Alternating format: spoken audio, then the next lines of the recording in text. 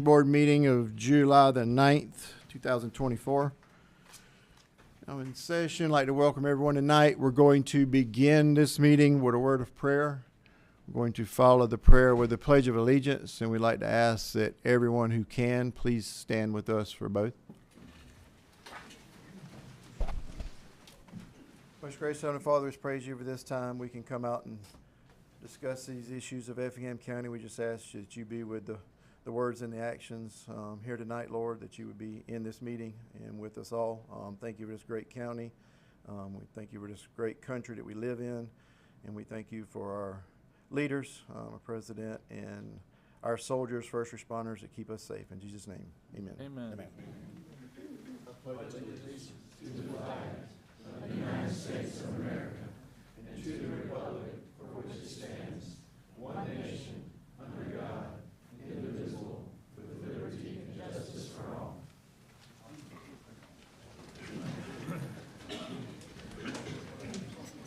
Thank you.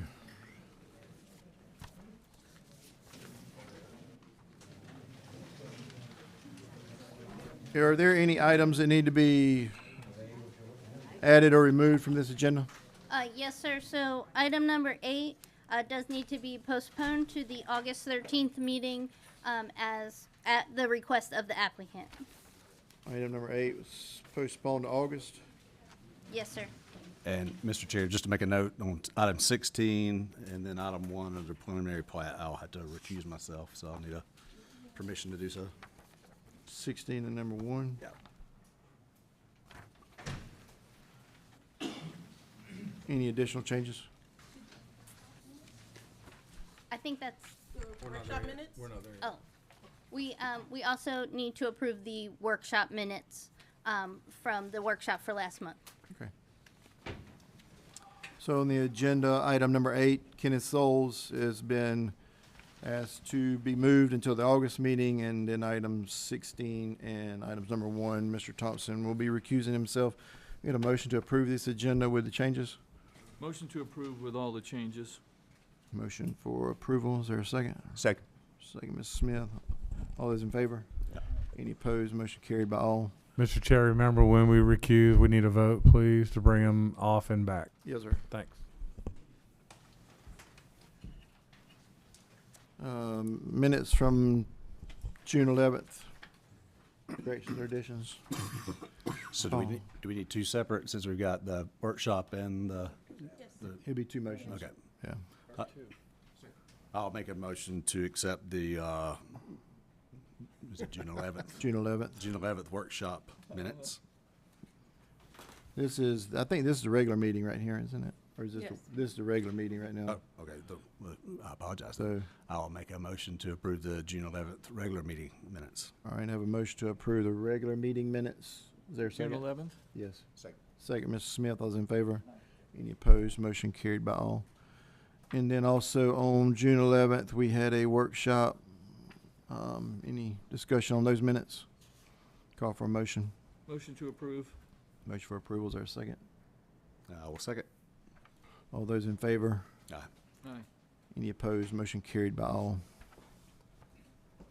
So all items presented tonight will be presented again at our Board of Commissioners meeting.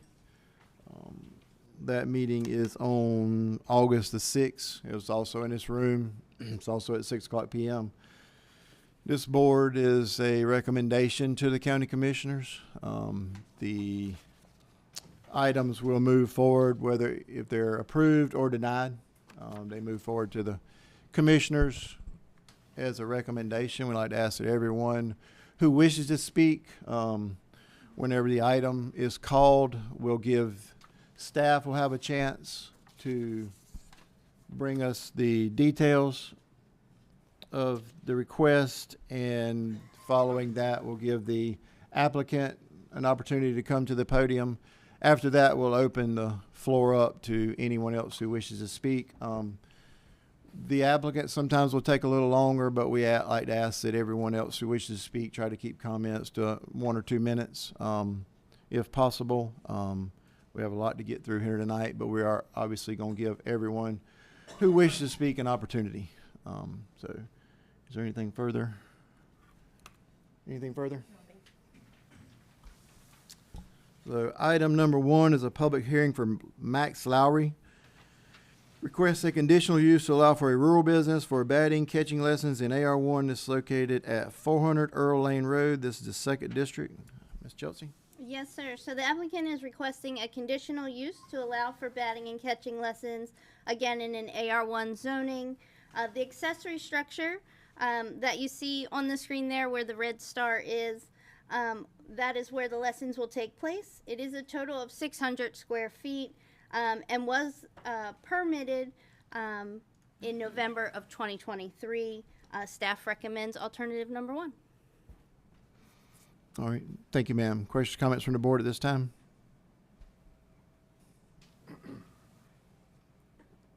Is there anyone else who wishes to speak either in favor or against this request?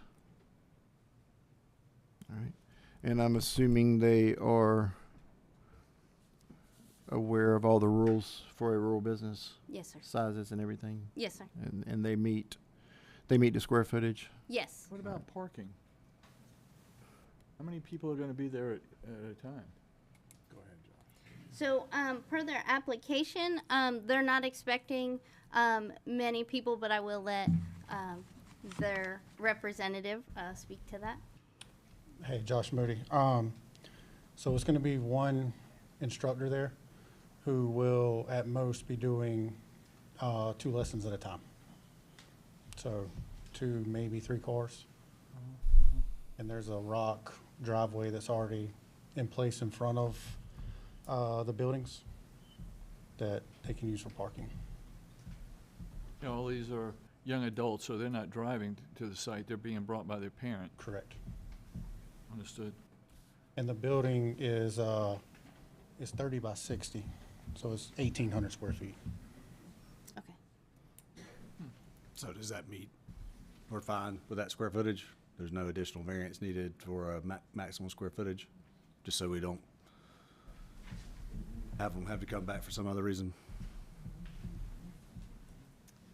'Cause the building, the permit question, that 2023, that was for the construction of that 30 by 60 building, is that correct? Correct. Is he using all the building? Yes. There's 2 batting cages inside of it.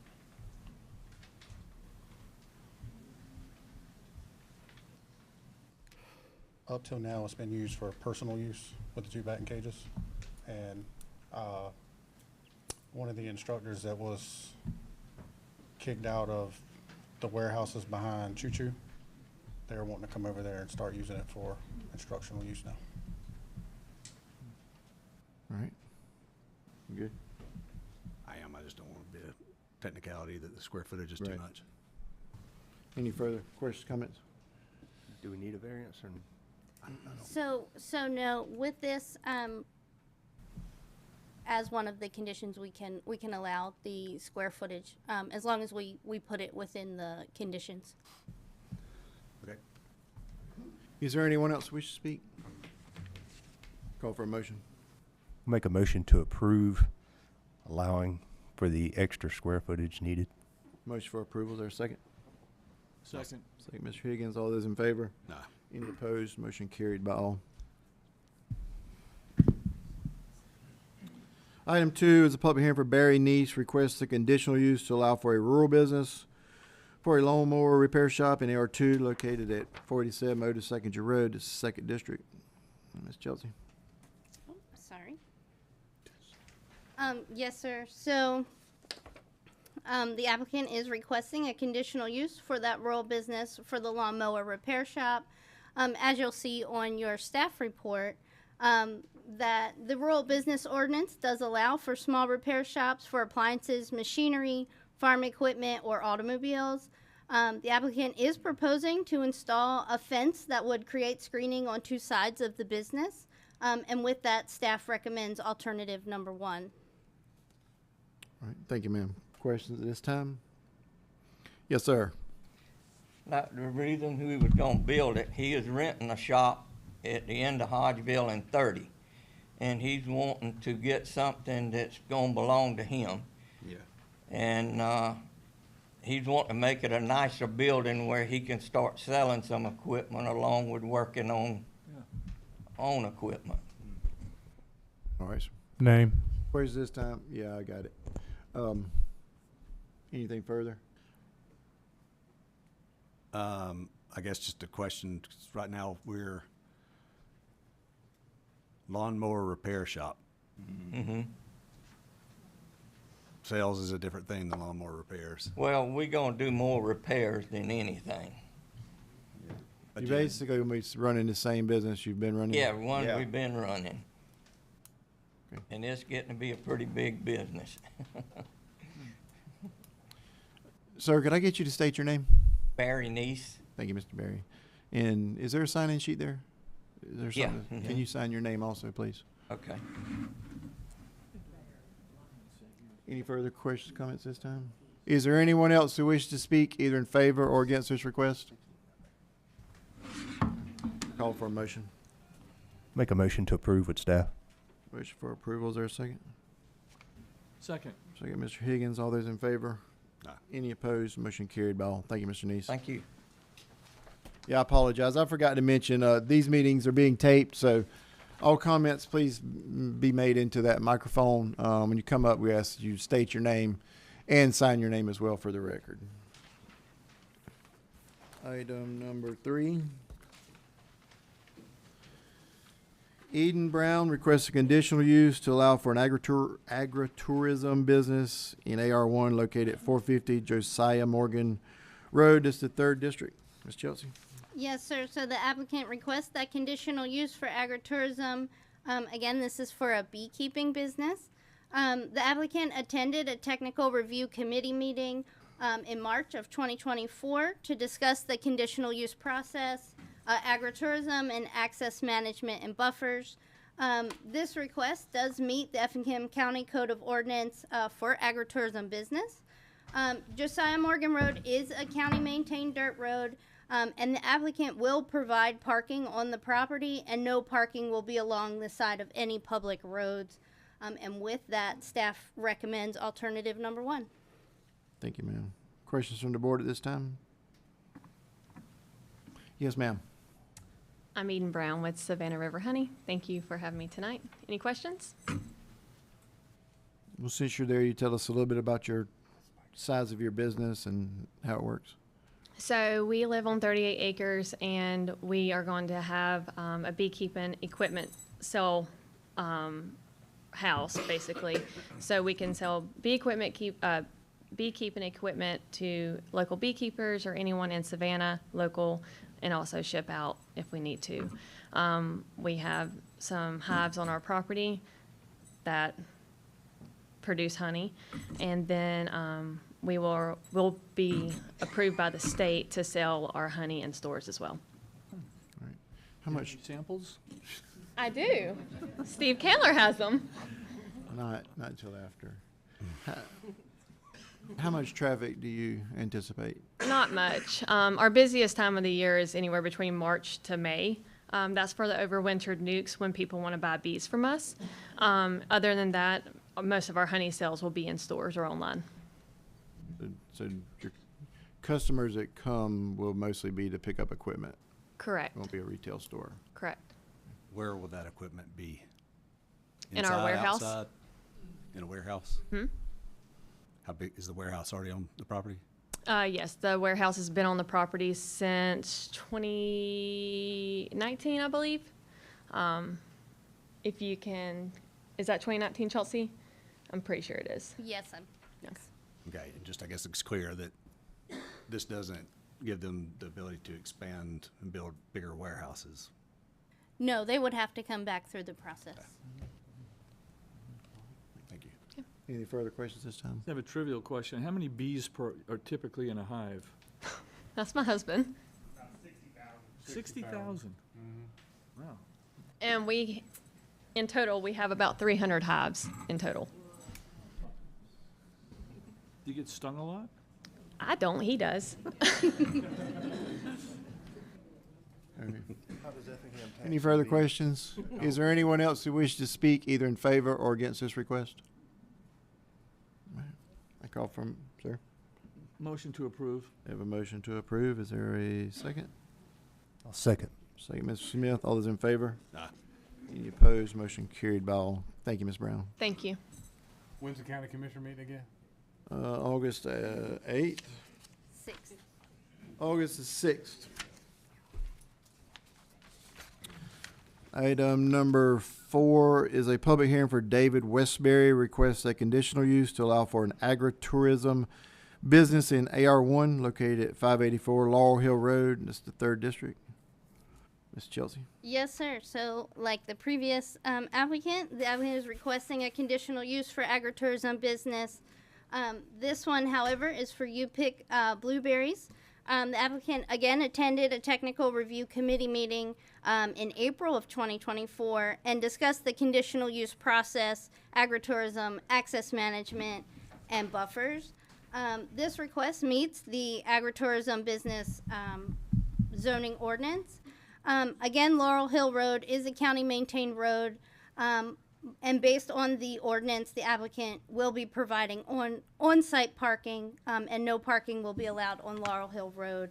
And based on that information, staff does recommend alternative number 1. Thank you, ma'am. Questions, comments at this time? You need any beehives? Good. I've actually bought some from him. Good evening. Can I get your name for the record? David Westbury. Thank you, sir. So can you tell us about your plan and? Yes, thanks for hearing me tonight. And again, my name's David Westbury, and I'm here to present to you Dave's Blueberry Patch at 584 Laurel Hill Road in Clio.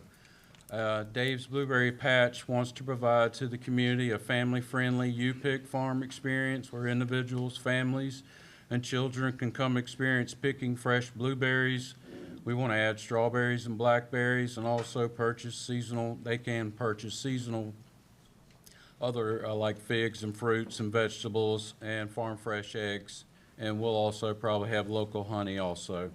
And ice cream during berry season seems to be a popular item also I've found at other U-Pick farms.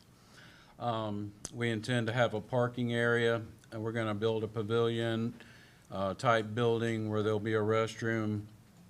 People can come and check in, they buy their produce, pay for their berries, sit in a rocking chair, eat some ice cream, and have a little social visit. The bulk of our operation is going to be mainly between March and mid-July. We plan to be open Friday, Saturday, and Sunday. Friday and Saturday 9 to 5s, and Sunday 1 to 5. That may expand as the growth and popularity of the U-Pick farm, and we're desiring to officially open them to the public March of 2025. All right, thank you, sir. Questions from the board? Oh, sounds interesting. So, will this be a year-round, business? Or is it just seasonal? I'm trying to think about the traffic. How much traffic's gonna be? Right, of course, somewhere around the March to right now, like my blueberries now, we've been picking them this year. They're just about depleted now, so that season is about over. Strawberries and blackberries would be the same thing, if not a little bit earlier than the blueberries. The other time of the year, if people want to buy eggs, of course, should be like Facebook and different things like that. A lot of other U-Pick farms will put out like a market trailer that people can come, and you can put out eggs and different things that you might have that they can pick up, kind of like a little honor system thing. Gotcha. So nothing in what they're proposing are we limiting them, right? Like this is just agritourism, and it's not really limited to blueberries. It's whatever the agritourism is that correct? Yes, sir. As long Yes, as and his it narrative- qualifies as agritourism. It does, and his narrative that is provided in your packet does expand from blueberries to strawberries and other fruits and vegetables as well. This is the dirt road part of Laurel Hill, Yes, but it's just a short section from the right past the Hey, church on right, the curve. from the pavement. Yep. Any additional questions, comments? Oh, it's interesting. Is there anyone else who wishes to speak either in favor or against this request? Call for a motion. I'll make a motion to approve. Motion for approval. Is there a second? I'll second. Second. All those in favor? No. Any opposed? Motion carried by all. Thank you, Mr. Westbury. Good luck. Item number 5 is a public hearing for Walter Ochoa. Request a variance from ordinance section 74.8 to allow for commercial truck parking at driver's residence. This is located at 362 East Deerfield Roads on AR1. This is the first district. Ms. Chelsea. Yes, sir. So the applicant again requests a variance from section 74.8 to allow for the commercial truck parking at the driver's residence. So section 74.8D of the Effingham County Code of Ordinance states that an exemption to the commercial vehicles prohibited on certain streets states that a bobtail truck defined as only the tractor with no trailer and or chassis attached, going to or from and parking at the driver's residence located on the street governed by this section. So the applicant would like to be able to park their 4 dump trucks at their property that they use for their business operations. So staff recommends alternative number 1. It's like a large lot. I mean, how much larger than the adjacent lots? Is there a representative, Mr. Walter here, or a representative there? Yes, sir. Could I get you to come forward, please, sir?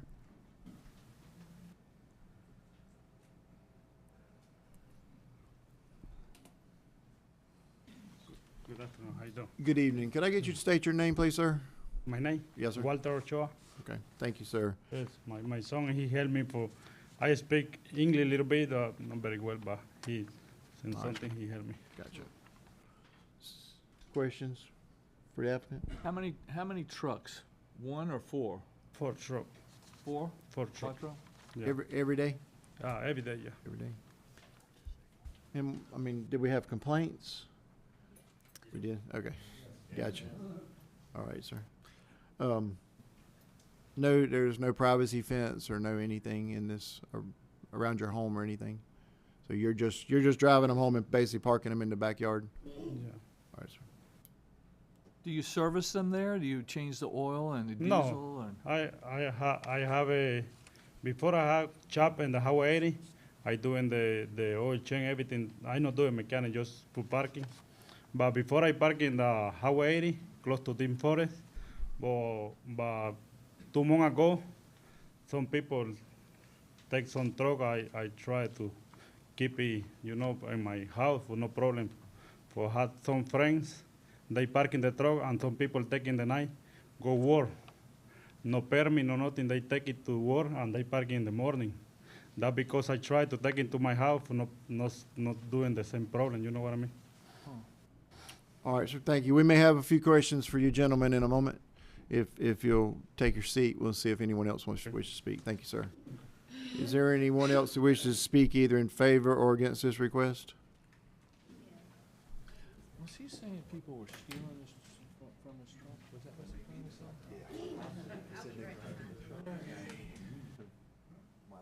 I got outvoted, so I'm going to speak. My name is Richard Dice. I'm a resident in Lakeside Farms. I'm also the president of the local HOA. Several complaints. First of all, we don't want our residents, and we've all bought homes to live in a residential neighborhood, turned into commercial. Okay? We don't need the trucks on the road. Okay? I've been told that in the near future, our roads in our area are going to be upgraded. We don't need the commercial trucks driving on the roads to turn around and destroy what's being done there. Trucks leak oil, coolant, transmission fluid, hydraulics, so forth and so on. That particular lot backs up to our swamp, which feeds our lake. Over time, that's going to cause a problem. And, you know, we don't need it out there. We're trying to stay as a residential neighborhood and keep it that way. We just don't need the commercial traffic, the noise, and 4 trucks can turn into 20. And we got a petition signed if y'all want a copy of it or not. Be willing to give it to you. I mean, if you have a yes or they'll Petition? they'll put it on the record. So, Mr. Dice, I'll ask. You said you have a HOA, and it doesn't cover this. Ma'am, would you give it to Miss Kimberly right there, please? It does to a certain point, but we got to come up here with y'all. Gotcha. Bottom line. That's what we've been told. You know, man, it's only got so much teeth. And this is again why we're here talking with y'all to help reinforce and back us up. Bottom line is we've got a nice neighborhood and it's developed well. The family's been out there 30+ years. I'm one of them. And we'd like to keep it that way. I mean, I raised all my children out there. We don't need these trucks running down the road. My grandkids are out there, you know, other young families, so forth and so on. We'd like to keep it a residential neighborhood. We don't need commercial trucks. And again, 4 can turn into 20. Okay. Okay. Thank you, Mr. Dice. Thank you. Are they new trucks or old trucks? What does that matter? Because they might be able to help them a lot.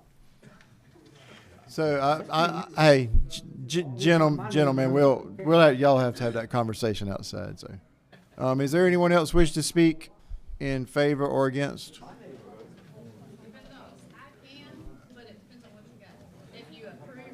Where is this neighborhood? Off What? 80 or something? They're losing it. No, I'm not. Where's it? Good evening, sir.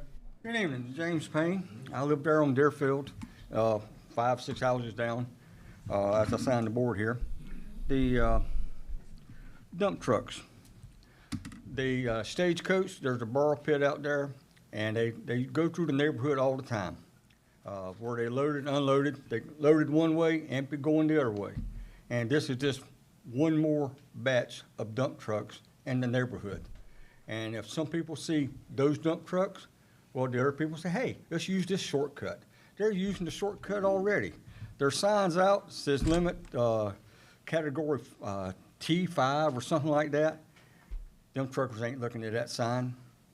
And I got small grandchildren, 6 years old, in the neighborhood. I've got 11-year-old.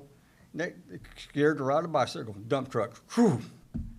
Sir, do we need more dump trucks? Right. Thank you. Sir. Thank you. Yes, sir. I think this is Falkville. I think this is Falkville. Yes, sir. On Michael Winkler.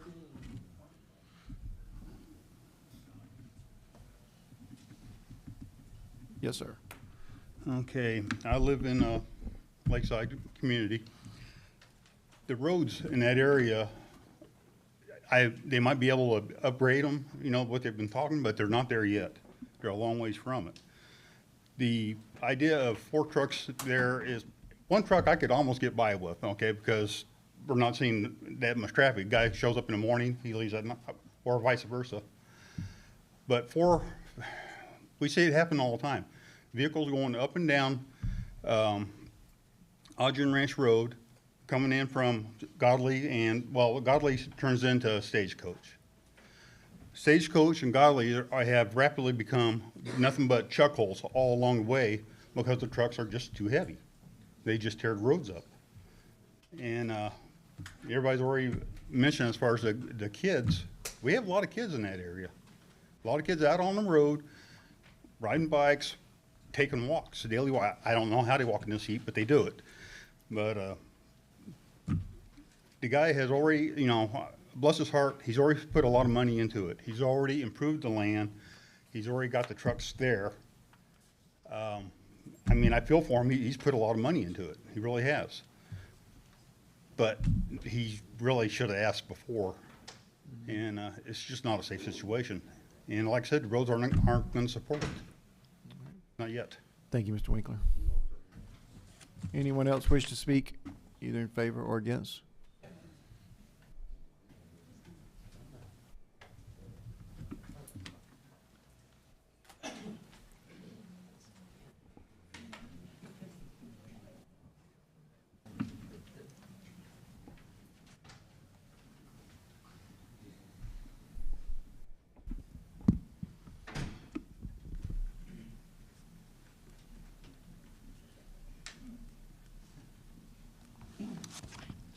My name is Sandra Cook. I'm Secretary of the Lakeside Farms Community Association. And I just want to give some background as to what we've been through with this. We started this in April of this year when some of the neighbors reported dump trucks parked at 362 East Deerfield. We have 170 lots in Lakeside, so this was just a section of our community. I reported this to Commissioner Floyd. On 4/17, I got a response from Lindsay Fryermuth that says dump trucks are being investigated. On 4/17, I got a response from Stephen Candler that says owner is going to come in and attempt to get a business license. I do not know if he was successful. I never heard whether one was issued or not. That's part of tonight. On the 30th of April, Commissioner Floyd advised that the dump truck situation is being addressed. The citizen will not be able to keep those trucks there. Not sure if we will have to get the courts involved yet, but we're working on it. On May 14th, at one of our Lakeside board meetings, Commissioner Floyd was there, and he advised that the county is taking action on dump truck situation.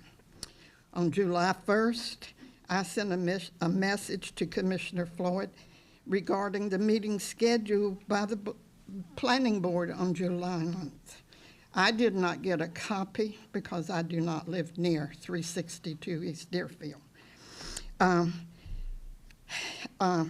Response from Commissioner Floyd was, this is the fella with the dump trucks. He is wanting a variance so he can park them there. I would send some folks to speak against that if the neighborhood is opposed. I believe it would also be addressed in your bylaws, but that is good information for the planning board to know. We live under covenants and restrictions that were filed in 1969. On July 8th, which was yesterday, I sent a message to Commissioner Floyd advising that we would be attending the meeting tonight, and also that one of our property owners had drafted a petition and that we would be presenting it. The man that drew up the petition was Benny White. He's not here, but he said that he was going to email one into the commissioners. I do not know if you have it. Mr. Chair, we don't have a petition, but we do have a rather lengthy letter from Mr. White that we have given to the clerk that she'll include in the minutes in the next packet that goes out. And now you have a copy of the petition. Got both. Okay. The petition that Mr. White drew up had an incorrect address on it. The property we're talking about is 362 East Deerfield. On his petition, he had typed in 342. It's a typo error. We'll make that change. Okay, Yes. well, I tried to talk to Commissioner Floyd, and I couldn't get hold of him. Ended up talking with the secretary of the planning board, and she told me to bring it on in. It would make no difference. Yes, ma'am, that's correct. Okay. My point is, we have been dealing with this since April. And he was asked to move the trucks, and now he's asking for permission to put them right back. Are we going in circles, or what are we doing? We're trying to get a rule passed one way or the other. So be up to this board and then ultimately the county commissioners board. Okay, that's it. Thank you, Ms. Cook. We appreciate you telling us everything that's going on. Mhm. Is there anyone else that wishes to speak? Any additional new information? All right, discussion from the board, staff. So I guess I've got a question, and this would be more for staff, I think. Is it correct, the staff recommendation is for approval? Yes, sir. Was there mitigating reasons why staff recommended approval? As of right now, there's nothing specifically in the ordinance keeping this from, variance-wise, keeping this from being denied. Okay. Oh, doesn't one of the sections cattle there that only Ma'am, if you're gonna speak, you have to come to the microphone. Thank you.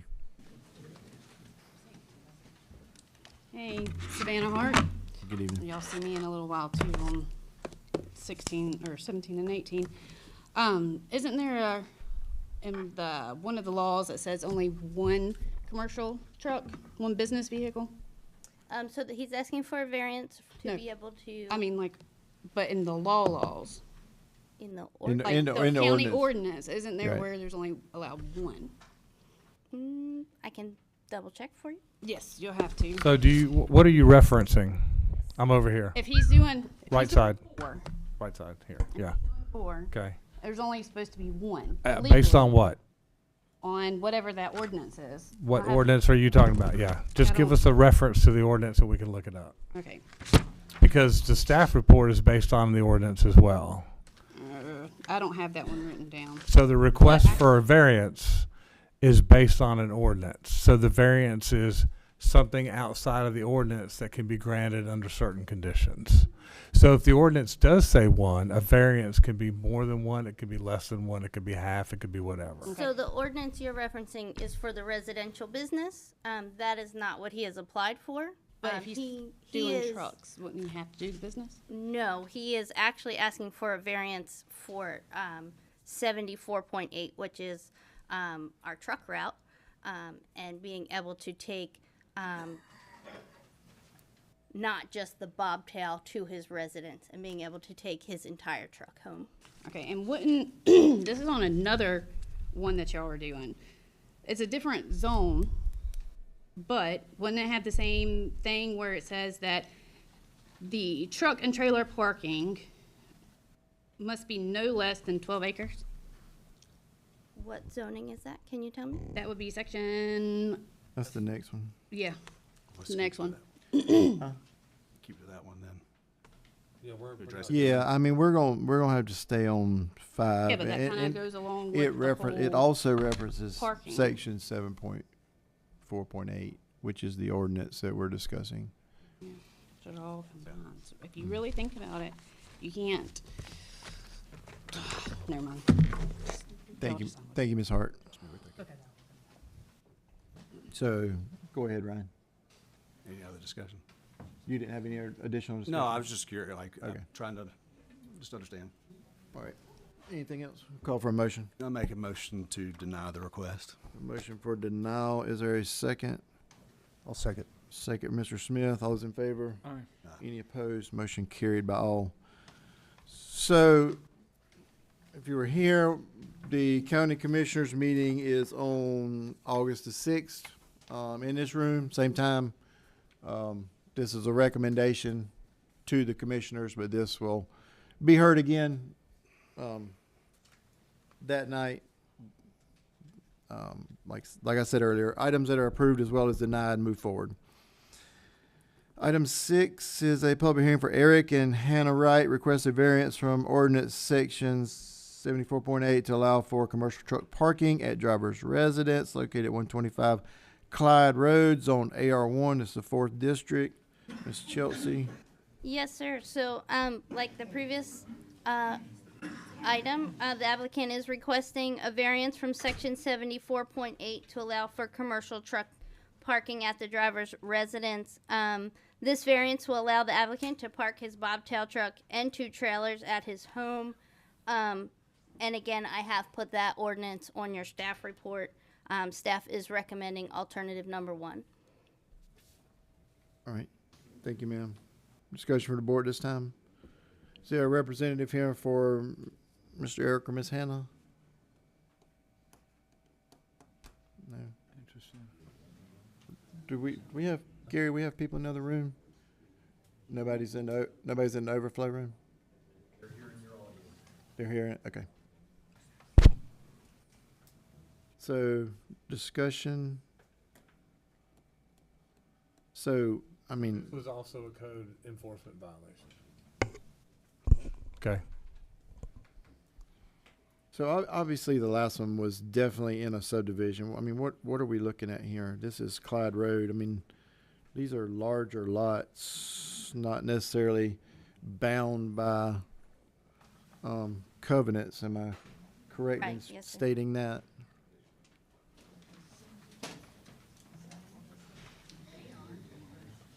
Mr. Chairman, this is Courthouse Road, it's within a mile from Baker's Pond. Right. Thank you. Discussion from the board? Yeah, there's not a subdivision there. Now, he has two current trailers parked on there. You can see them in the overhead.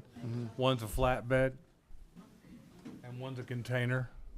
And they're parallel with the property line in the back and that? Yep, but since code enforcement, we've not seen anything else there.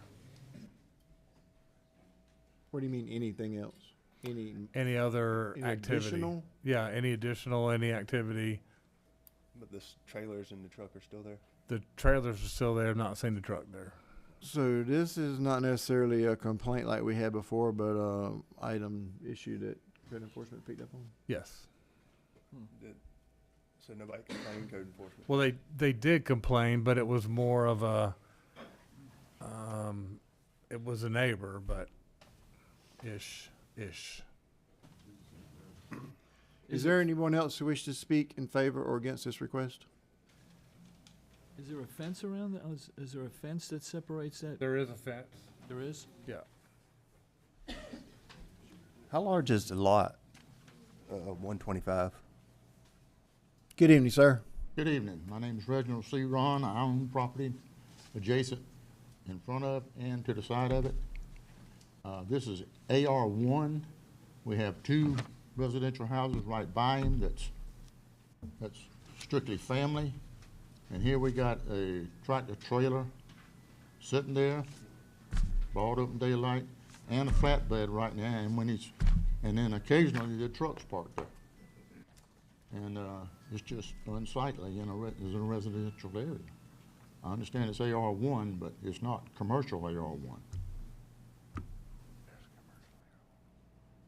And is there a fence on that side, Mr. Ron? Where Yep. those trucks are against the No, property line? no. If it is, it's not his fence, it's just a neighbor's fence. Oh. The size of the lot is 1 acre. AR1, was that non-conforming AR1? It is.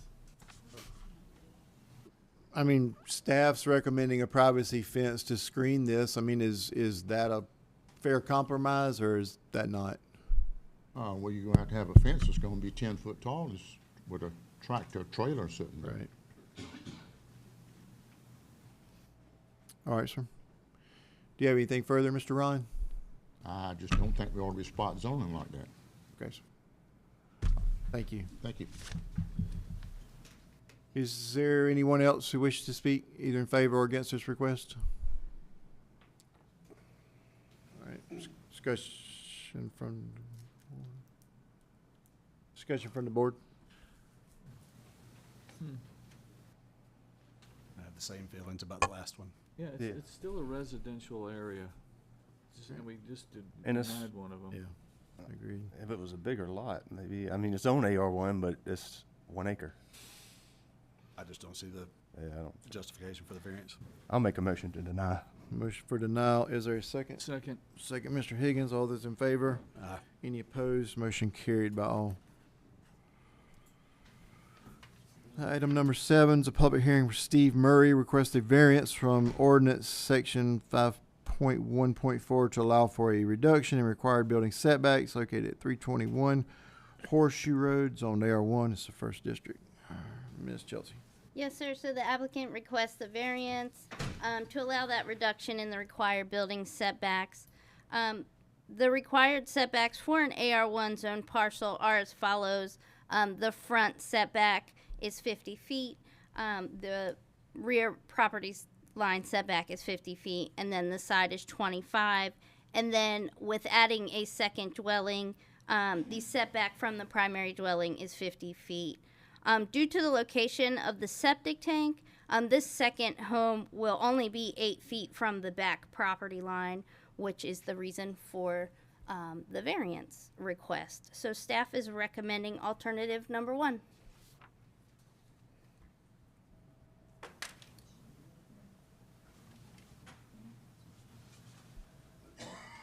So we're going, So how big is the lot? An acre? So we're reducing from 50 to 8? Yes, sir. And the building separation is a code requirement from zoning? Or from, like, where's that coming from? Yes, sir, it's a zoning requirement. I would rather vary that in the rear property line, but Sir, what are you saying? I'm just saying, it seems to me like let them vary to be closer to the building, that the current building versus the rear property line, but I just, because we hear what others say. Is there anything else like this in the area? I mean, is this conducive to the area? Let's see. Or is it? So there are other properties, and you can see here that one across the easement there. Although it is split, it does have that secondary home. But because it is zoned AR1, it can have a second home. They just want, they would like to have it because of that septic tank closer to the back property line. All right. Thank you, ma'am. Sarah, Representative or Mr. Murray? Yes, sir. Steve Murray. Good evening.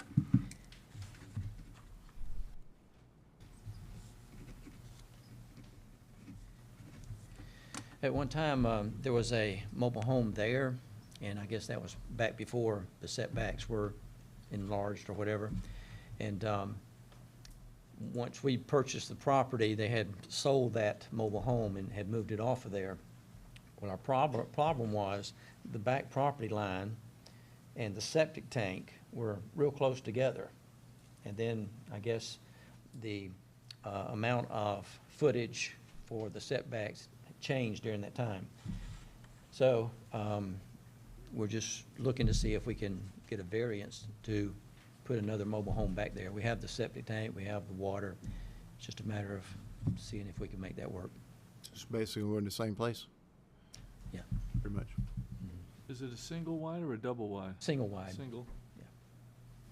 And you've already confirmed the septic works, like, We had, you're good for the second unit on Yeah, the- environmental came out, they approved it.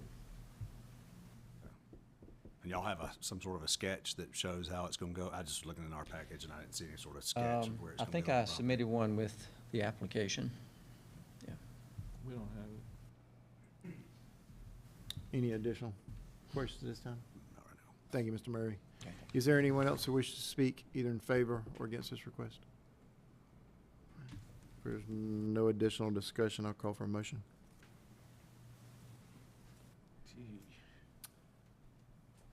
Seeing that there is a unique condition that there was a previous in a similar location, I feel like that is a legitimate justification for the variance, so I'll make a recommendation for approval. Motion for approval, is there a second? I'll second. Second, Mr. Smith, all those in favor? Aye. Any Aye. opposed? Motion carried by all. Item number 8 was withdrawn or rescheduled to August. Item number 9 is a public hearing for Tad Seegers, request a variance from ordinance section 3.20 to allow for a reduction in the required minimum square footage for a single living unit located at 953 Roebling Road. It's the first district. Ms. Chelsea? Yes, sir. So the applicant requests that variance to allow the reduction in the required minimum square footage for a single-family unit. The home that the applicant would like to place on the property will be a total of 208 square feet.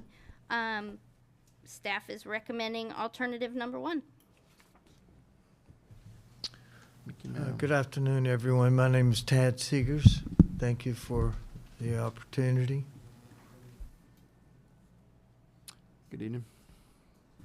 So you tell us about your request? I mean, I assume this is a tiny house? Yes, it is. Well, I've owned it for a couple of years, and it's stored at my race shop, and it's actually a beautiful home. It is a true tiny home on wheels. But I've owned the property at Roebling Road, I think maybe 3 years. And I would just like to use and enjoy it. And I will say that if permission is granted, I intend on spending quite a bit of money on some landscape to further beautify the property. But I would like to use it and enjoy it and share it with friends. All right, thank you, sir. Questions this time? Will it be on a foundation or will it still be on a chassis of some sort? Well, I would like to keep it on a chassis in case of a storm, or if I even might sell it. So, but I've owned the property and I've owned a tiny home, and the two kind of go together. But I would dress it up. You wouldn't even know it was on a trailer. It would be landscape around or something. That'll be determined by building codes. Yeah. I just want to know what his plans were. Yeah. And I do hope that y'all would consider that very reason, because that makes a lot of sense. If it sells or a storm is coming, it can go wherever it needs to go. And by the way, the tiny homes versus campers, it's got the metal roof, it's got siding, and it's quite, I think it's attractive and it'd be a benefit for the area. All right, thank you, Mr. C. Hook up to a septic tank there? If I'm required to do the septic, yes, I'll do whatever it takes.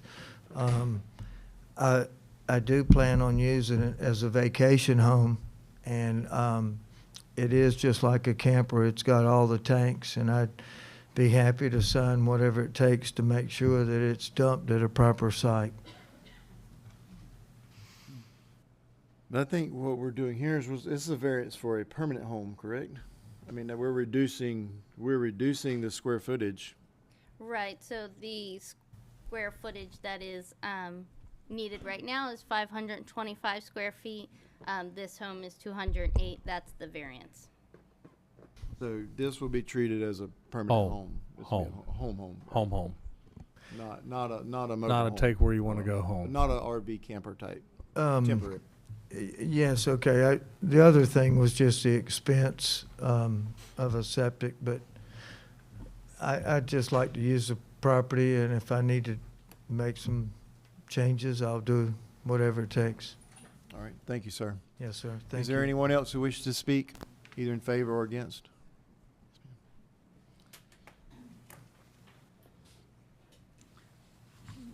Oh, I wrote my name on here. Yes. My name's Larissa Knight, and it's going to be evident that I don't come to these things very often. You're fine. I don't even look at the agendas very often, but I happened to see this one posted, and it's all Roebling Road, which is where I live, on there, and I thought, what's going on in my neighborhood? And I think my concern about this is the fact that it is a tiny home. It's 200, and I have nothing against tiny homes, but I'm 208 square feet. But I just started digging, and I said, well, what's the story on this? And I read his narrative, and the narrative said, talked about financial hardship of not being able to afford to enlarge the existing small home on Hilton Head, so he wanted to place it on this property. Now, I don't know if he'd want to enlarge it here, but I don't know that the price would be any less here.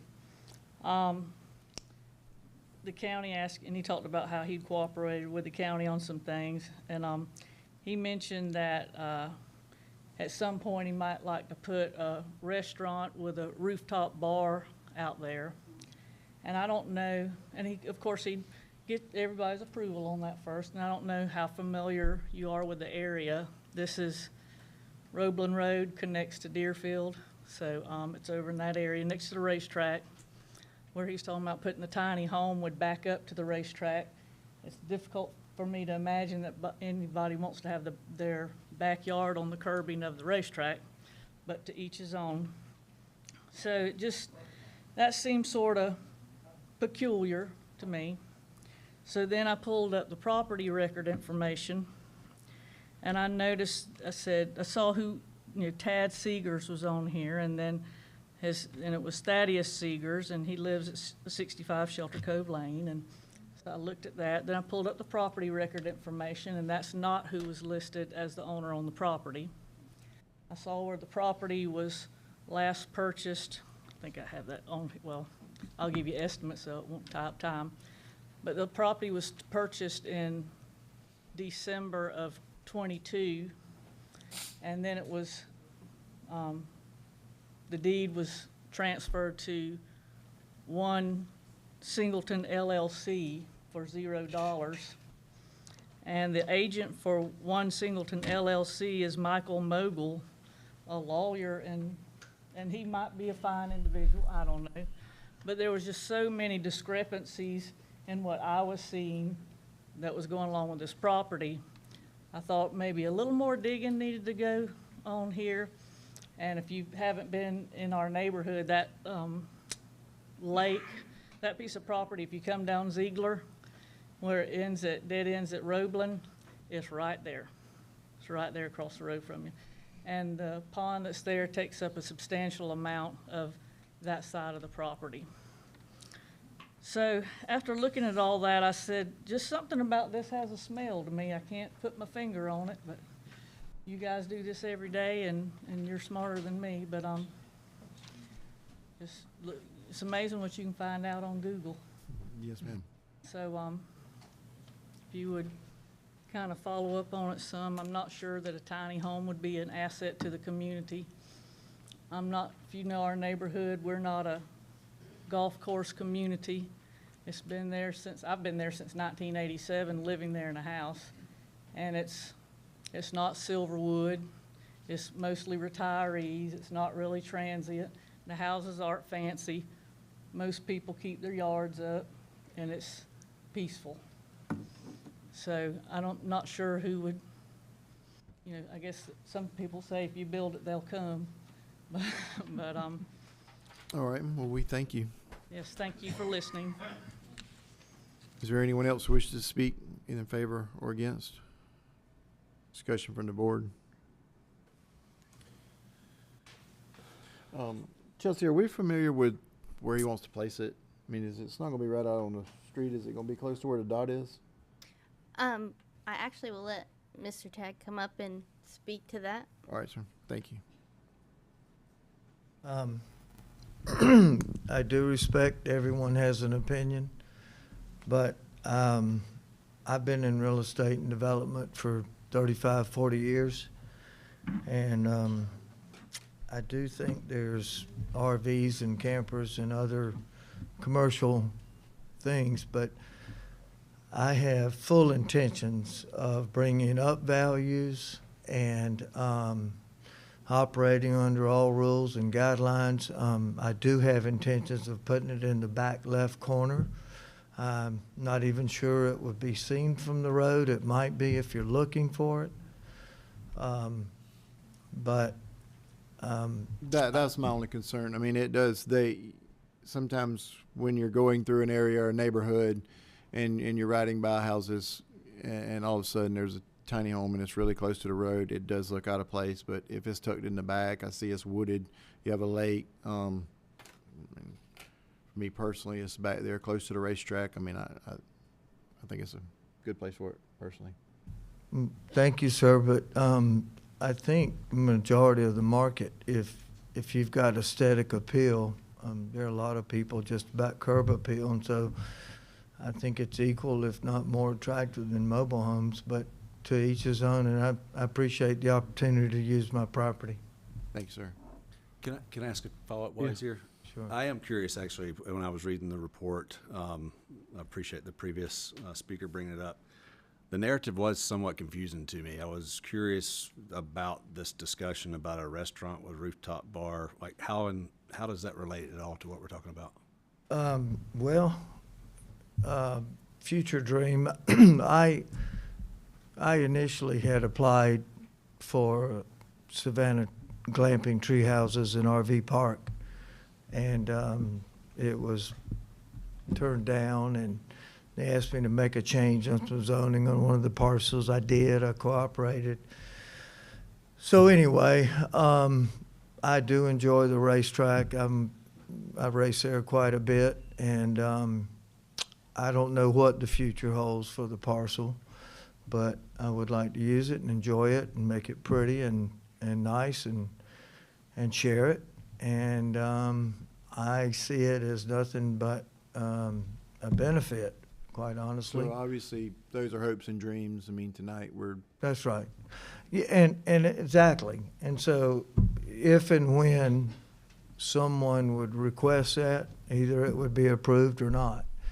But that request came from a number of people in the neighborhood for that very thing, and it wasn't my idea, but I do like it. But that's Right. another subject for another day. Thank you, Mr. Seegers. Any additional questions? No. Comments? Discussion? I definitely think we need to figure out a way to allow for tiny houses, and I somewhat question the variance process being the way to allow it. I feel like we need to address it, but I know we might not have that answer right now, so curious what the rest of the board thinks. It just needs to be done well. Thank you, sir. You can have Yes, a seat. sir. I mean, and I'll close public comment discussion from the board. You know, I've seen them, and there's one that I drive by often. That's, you know, you have homes, whether stick built or mobile homes that are several hundred feet off the road, and then all of a sudden there's a tiny house that's really close to the road and it sticks out.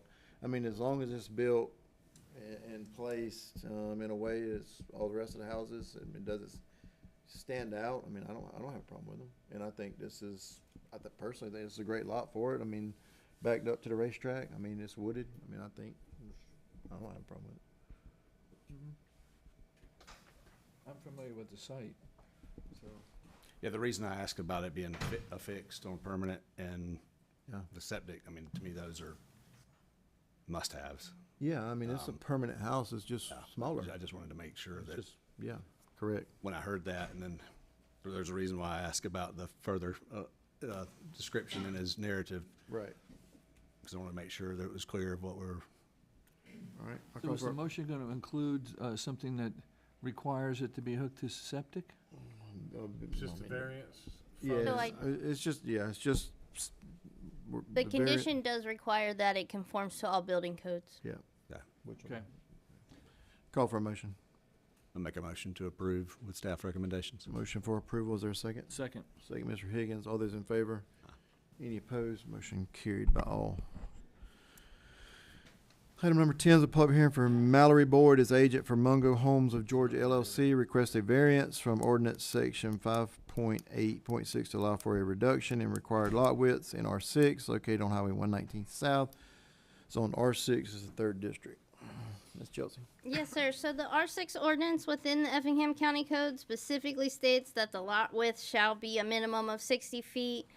There are some, as you can see on the screen within the Lonadine Phase 2 that do not meet that. And so the applicant is requesting that variance. The variance is being requested for this phase and future phases. For lots that do not meet that 60-foot lot width, staff is recommending alternative number 1.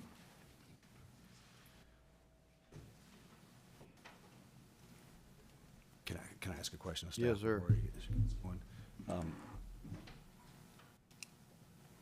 The variance is down to what? What are we allowing them to vary to? Or the staff, what is the staff recommendation, I guess? So some of these lots, and I apologize for that, and I can let Mr. McKenzie, he knows the specifics more than what I have here on the screen. Some of the lots are about 57. Some of them are even down to, I think some of those smaller lots are almost 37. So, but I will let Mr. McKenzie speak to that as well. Thank you, Chelsea. Name's Neil McKenzie with Coleman Company. The purpose of the variance is to plat lots that don't quite meet the 60-foot lot width. And just to clarify, we've got approved plans on the 3rd phase. You know, moving forward, we have an opportunity to fix anything that was not correct on the sketch plan. So I don't think that we would be coming back and asking for any more other than this. So the lots are oddly shaped. The ones that are the most against the ordinance are the pie-shaped lots, where the front lot width is measured, along that front curve. We do have 60 foot at the front, at the building line. And then the other lots, they measure that distance on the front lot line, but that's to the front. Those lots have curves on the front where the two roads intersect. So the lot width is truly where the two lot lines would intersect, right? So the 37-foot lot width isn't quite right. It's more like closer to 55 and 56. So I think what we would be asking for is a reduction to 55 feet, and I think that would cover us. And again, we wouldn't come back for any other phases other than this. And just an update on where we are out in the field. We do have approved plans, permits. All the improvements have been constructed. Bonds are in place. We passed final inspections, and the purpose of this is to just get these lots through and platted. So it's just the lots on our map that's highlighted in red, and you want to reduce them from 60 to 55? That's right. Just a 5-foot reduction? That's right. And so the confusion was that there's an interpretation now that the lot width's measured at the property right-of-way line, not the front building setback line? That's right. So in the R6 code, all the classifications, they measure the lot width at the building line, except R6. So R6 is the only one that doesn't state that it's measured at the building line. So when the engineering plans were done, we assumed that it would be measured at the building line. So that's how we did our plans. Got approved and built like that, and then it was built per the plans. So we're coming to the final stage now, and just in this spot. So to clarify, then, you're asking specifically for the variances. I don't know if you can see the thing on the screen, but the red, if you step back, you might. Yes. Total of 10 lots. But not future phases, right? You're gonna make sure. We have a future chance phases to come back and change those. Okay. Yes, sir. And they have. Yep. Any further discussion? No.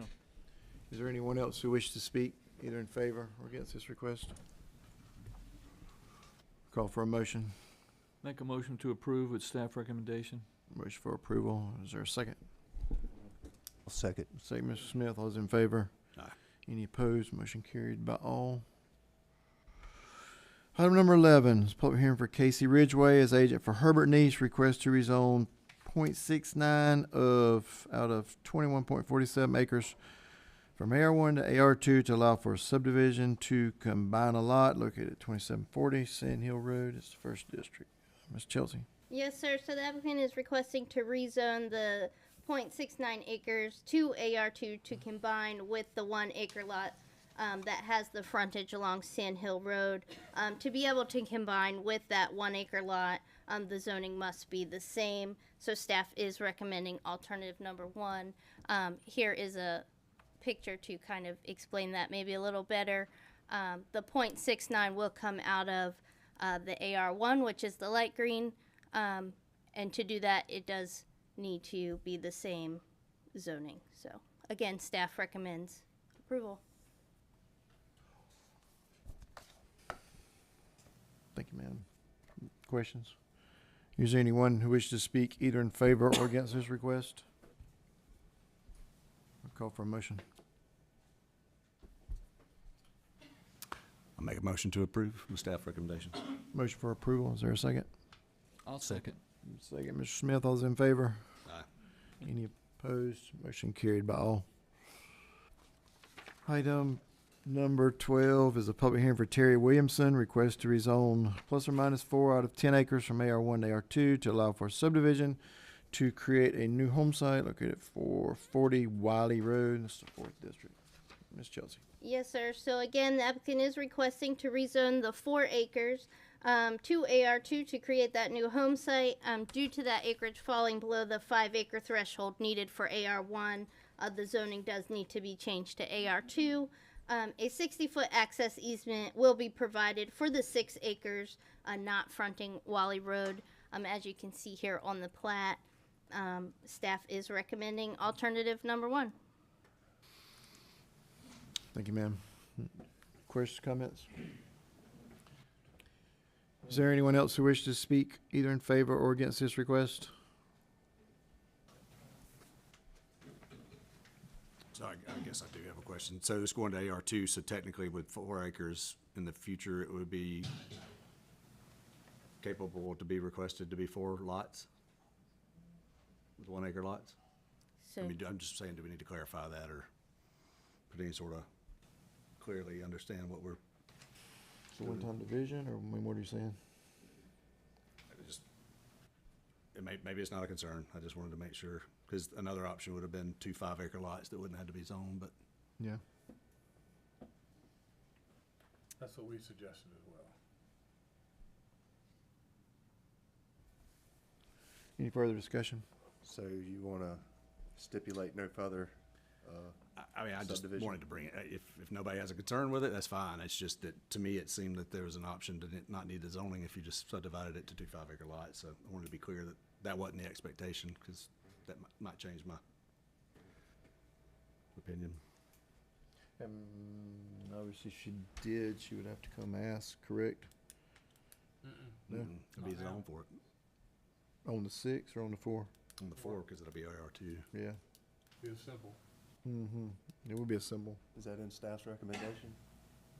To be a simple? No. Simple has, but To make it where it can't simple be has to go subdivided through any rezoning further. there. I don't know if Does we it? have any stipulations Goes in through there. staff? No. You're more than welcome to do it because it is a rezoning.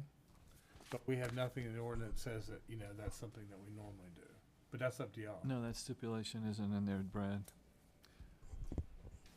I'll just make a motion to approve with the stipulation that any further subdivision would have to come before the board. Can I stipulate that since we're Yes. changing it to AR2? Yeah, I don't know if it's legal, but you can.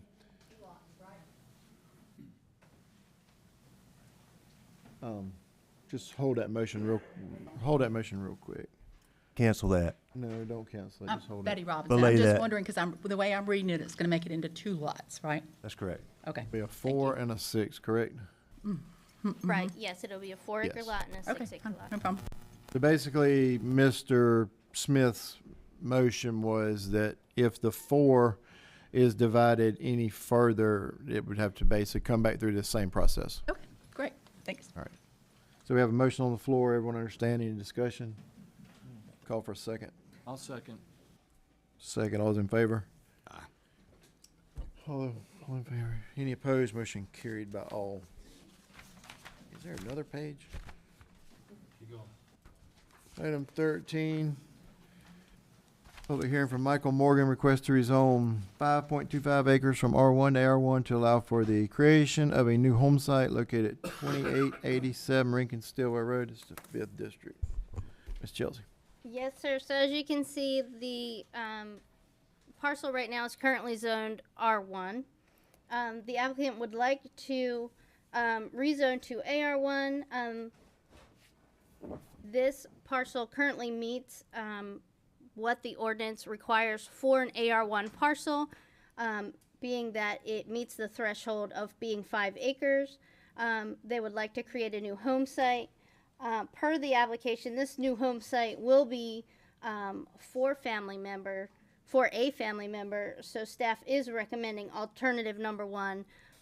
This site does currently have a home located on it, so this would be a second home. And again, staff does recommend alternative number 1. All right, thank you, ma'am. Any discussion?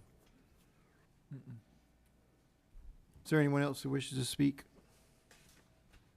Either in favor or against?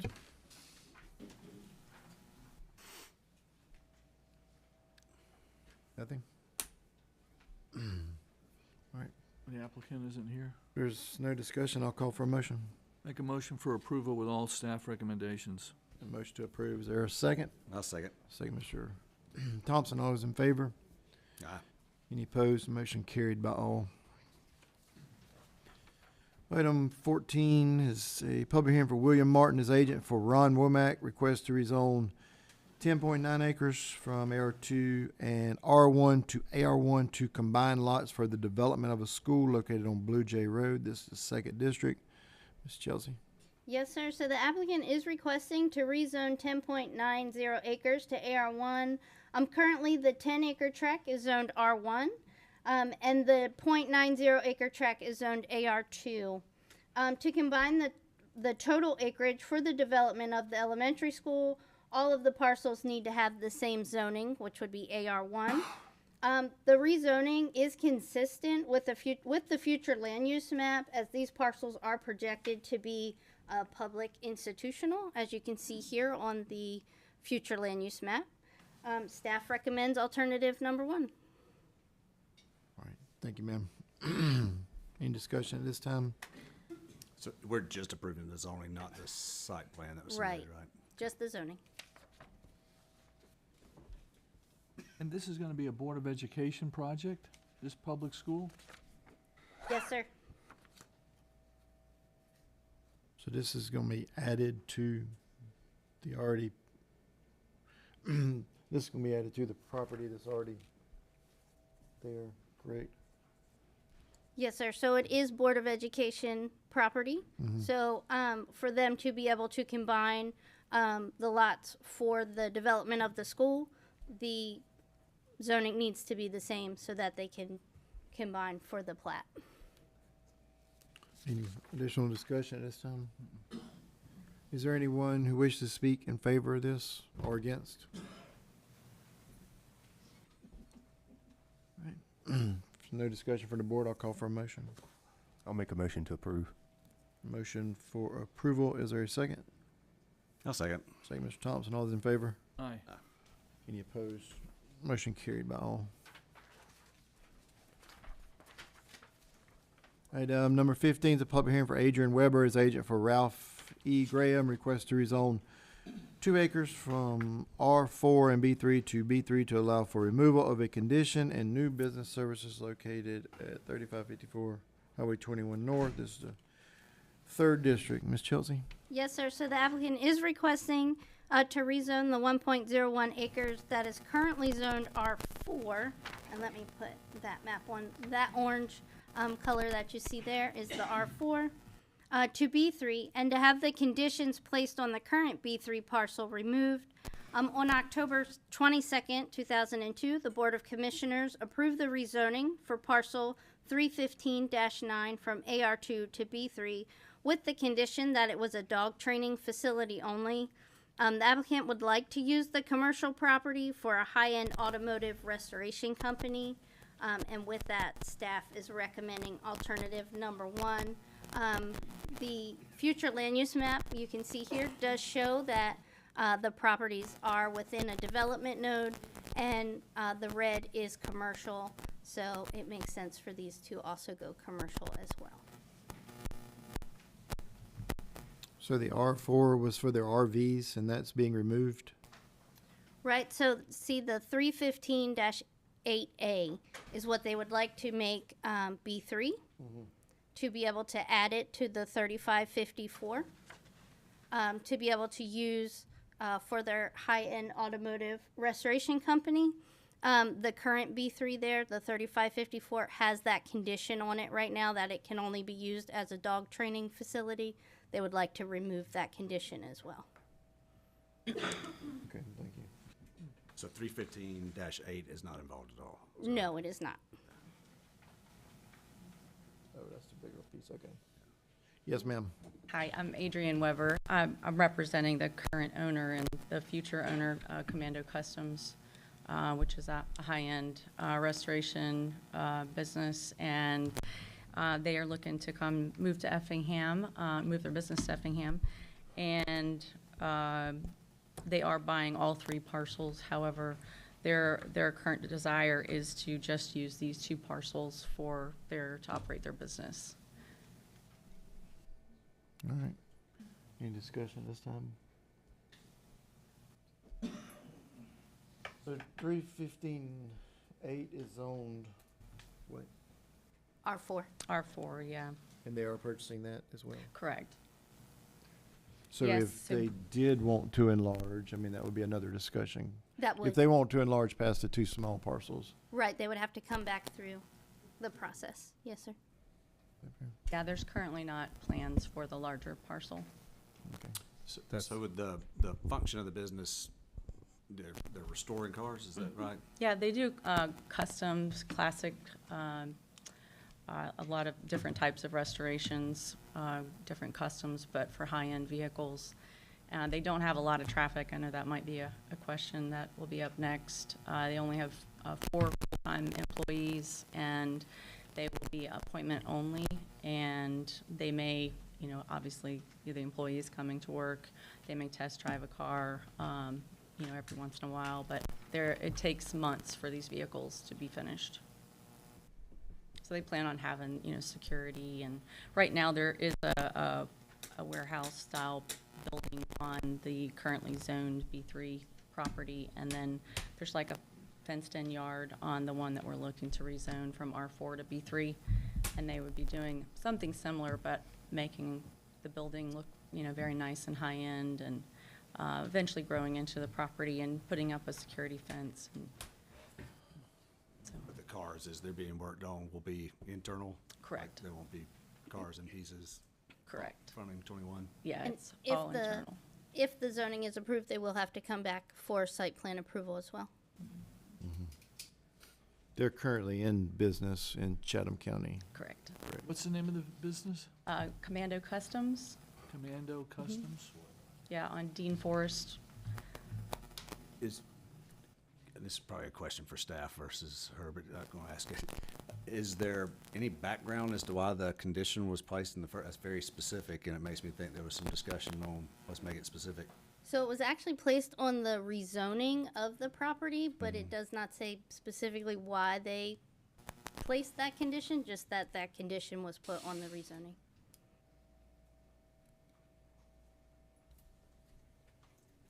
Yeah, just Okay. thought I was curious.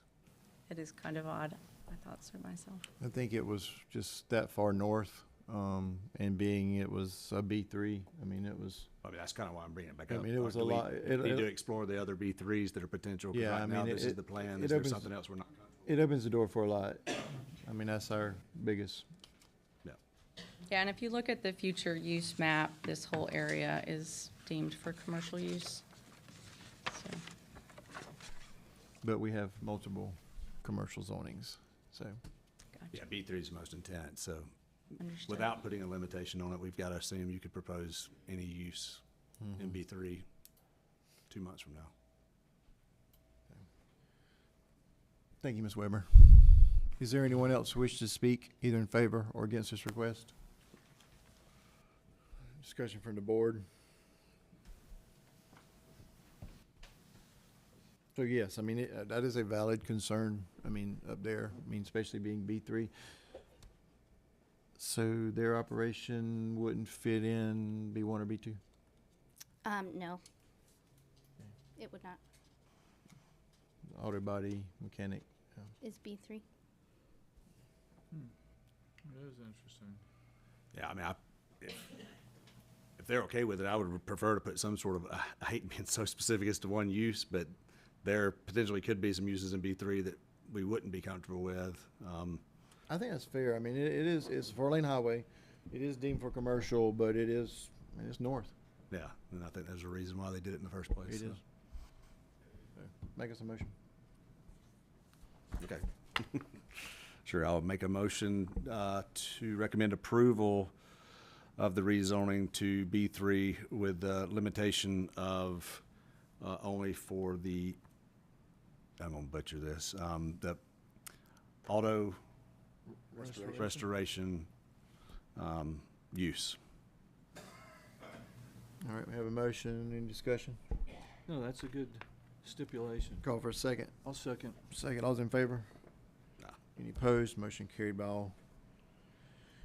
We've been running for about an hour and a half. We're gonna take a short recess.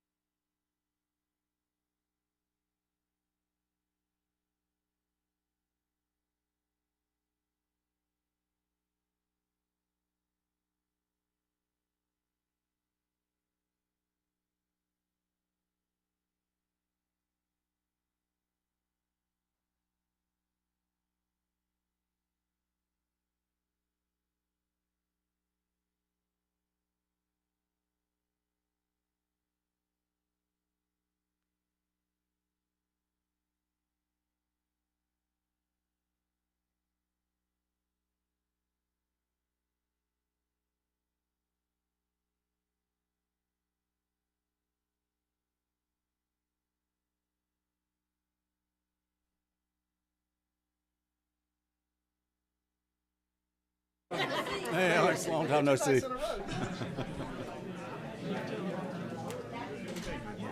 All right, Chris. Yeah, it was interesting for sure. All right, call this meeting back to order. Peter, do your thing. Yeah, I'd like to make a motion, Mr. Chairman, to recuse Ryan Thompson from this next application. Have a motion to recuse Ryan. Is there a second? Second. Mr. Smith, all those in favor? Aye. All right, you're recused, sir. Item number 16, it's a public hearing for Kevin Forbes as agent for Christopher Boswell. Request to rezone 20.93 acres from I1HI to allow for removal of conditions and an addition of an industrial use located at 1020 Old River Road, this is First District. Ms. Chelsea. Yes, sir. So the applicant is requesting to rezone 20.93 acres to heavy industrial to continue the ready-mix concrete facility. They would like to add asphalt operations and remove the conditions from the original rezoning from 2000. The Board of Commissioners approved a conditional use to operate a ready-mix and precast concrete facility in industrial zoning on December 12, 2000. The following conditions were added at that meeting. An 8-foot berm with evergreens planted at the top of the berm. Work hours will be from 7 a.m. to 6 p.m. Monday through Friday, and no weekend work. Install an evergreen buffer next to easement coming off Old River Road to the plant property. Install rainbird to keep roadway wet at all times. And install an 8-foot privacy fence along property line coming off Old River Road. This rezoning is consistent with the future land use map as the parcel is projected to remain industrial. And after rezoning, the proposed development will have to come before the Board of Commissioners for site plan approval. Here is their concept plan for the rezoning. Again, staff recommends alternative number 1. All right. Thank you, ma'am. So is the berm and all of the, they're removing that as well? Right, that would. Ms. Mister. Oh, sorry. Yes, sir. Could I get you to state your names? Chris Boswell. I want to say I'm probably going to hurt myself by talking more, but actually, I came in and I purchased this property a few years ago. Actually, the berm and all that was never even there. And I know it's been there for 20-something years, and we didn't realize that all these conditions were on there when I bought it, because I kind of just did a owner-to-owner purchase and didn't do my due diligence like I was supposed to. And as I was reading this thing and it come up, that's why we're here today. I didn't know that they were that kind of restrictions, but what I wanted to do is actually make it better. What we wanted to propose is because it's a dust problem. Back there, it's full of rock. And for me to upgrade this thing, I've actually took some of the operations out of there. I took 30 dump trucks that we've had that was stationed there and put them downtown at a different location. What we want to do is come in, instead of a berm, you've got the railroad track there, you don't have that much room, so a berm was never put in. So we want to put a privacy fence all the way down that thing, and then I want to pave everything back there. You know what I mean? So there's no more rock dust. And that's the biggest concerns with the residents there is the dust. Now, the traffic that's going to come in and out of there, as you know, that thing is heavy industrial now anyway. You've got all the stuff around there. You've got the wood yard that's next to there. It's pretty crazy the way it is already. And we're not going to change anything that's already there. I'm just going to improve it. But I wanted to, we never knew these restrictions were there. And I hate to say it, they never were abided by, you know. And it's been that way for 20 years. I just want to do the right thing and come and tell you and say, hey, I didn't know this was there. We're guilty. I'm going to pave this whole thing.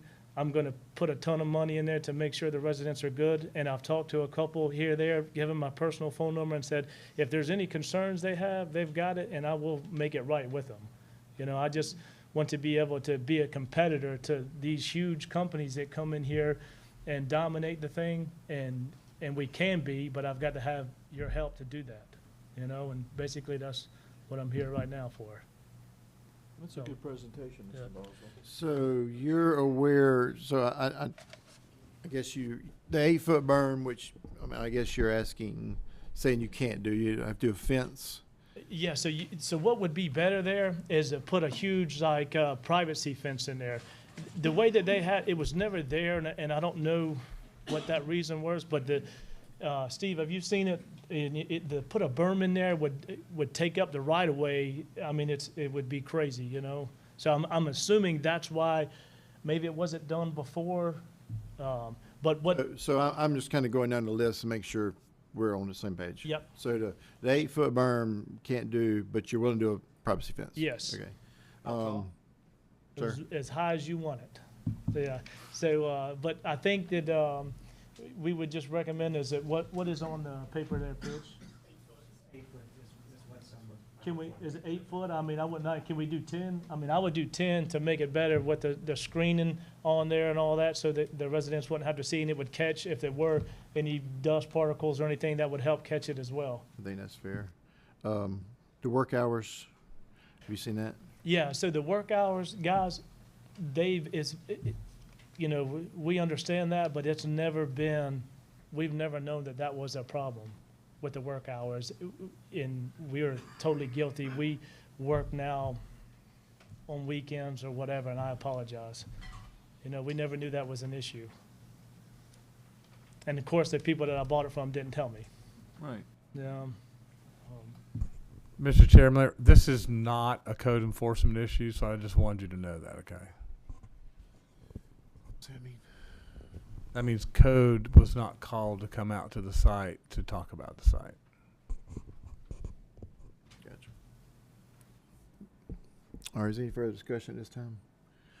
Mr. Boswell, we may have some more questions for you in a moment. Yes, sir. Is there anyone else who wishes to speak either in favor or against this request? No? All right, discussion from the board. Staff was recommending approval? Yeah. Yes, sir. So, I mean, does staff believe that a 10-foot privacy fence is fair? Yes. Okay. He's gonna pave it to hold down the dust. Yes. He's gonna put up a 10-foot, install evergreen buffer. So I'm actually going to pave the whole back too. Yeah. So I've actually Mr. Boswell, I'm sorry. I'm sorry. Thank you. Keep him straight. We've actually tried to, basically, we call it a scratch coat down the right of way now, because that's right up against the houses, which we've already done. I'm gonna mill that back up, make it more heavy dutier on there, and fix that and pave the back. And that is gonna cut down a tremendous amount of dust back there. And that way you don't have to worry about the water system, because it's gonna be paved. Right. All right. So since we're going HI, we're putting our own conditions. The old conditions will no longer be in place, correct? Right. So this will be removing the old conditions, and we'll be able to put new conditions should you choose. So we need to discuss any conditions that we want. Hours of operation, does staff have any recommendations on that, or? Do you wish to comment on hours of operation? I mean, I'm assuming probably 7 to 6 is not fair. So we do get started before then now. You know, if I come up here and say we don't start work till 7, that would be incorrect. I will tell you this. I've talked to some of the residents. I will cut down, like sometimes with the concrete trucks, every so often, when the concrete gets built up, sometimes they'll have night crews that come in and chip them out. We won't do that anymore. They brought it to my attention, and then I realized what was going on. So we will make accommodations for them. And like I said, they have my personal number, all the residents there. If there's any issues, I recommend they call me first, and I will handle it. You know, and that kind of stuff won't happen. But sometimes if they got night pours or early morning pours with concrete, because it sets up so fast, they get out of there sometimes 4 o'clock in the morning, you know, and roll out. I will tell you, you know, the Inferno place in front, they're 24 hours. You've got all that heavy industrial, you know, it's pick your poison out there on that road, you know. But I will improve that thing, I promise you. I'm gonna put a ton of money into that parking lot and roadway. So what should we stipulate the time to be for opening? Well, you don't have to stipulate a time. I mean, all these, I mean, you can put whatever you want to in place, but these are going away because know. we're going, So are we gonna put anything in its place for oak time? I hope not. I wouldn't. I would like to base it on code enforcement, since he's had initial conversations with the residences. I'm fine with that, because that's what we asked him to do. And we wanted to make sure when he talked to the residences that there were no standing issues that somebody felt like they couldn't share. So we've got that now. So if hours become an issue, then that's something that we would address through code enforcement. But I'm sure we could have that conversation. So we don't need to address it in our. No, in fact, some of the things we've approved, allow pours at, all hours of the morning and night already. Yeah. I mean, me personally, I like which he's committed to, the 10-foot But privacy and fence. access. And then, of course, he's going to pave, but I would say if he doesn't pave everything, the dust is. Lock him up. Yeah, lock him up. Right. It will be paved. It'll be paved, all right. That's what he Yep. does. That's gonna be paved. Somebody make a motion. I'll make a motion to approve with staff with the stipulations that he's adding a 10-foot privacy fence and paving the access roads. Motion to approve, is there a second? I'll second that. Second, all's in favor? Any opposed? Motion carried by all. Thank you, sir. Thank you, guys. We need a motion to bring Ryan back in, reinstate Ryan. I'll make a motion to reinstate Ryan Thompson. All right, we sure about that? I'm, Yes. Okay. A second. Okay. All those in favor? Item number 17. So 17 and 18 go together. But we'll obviously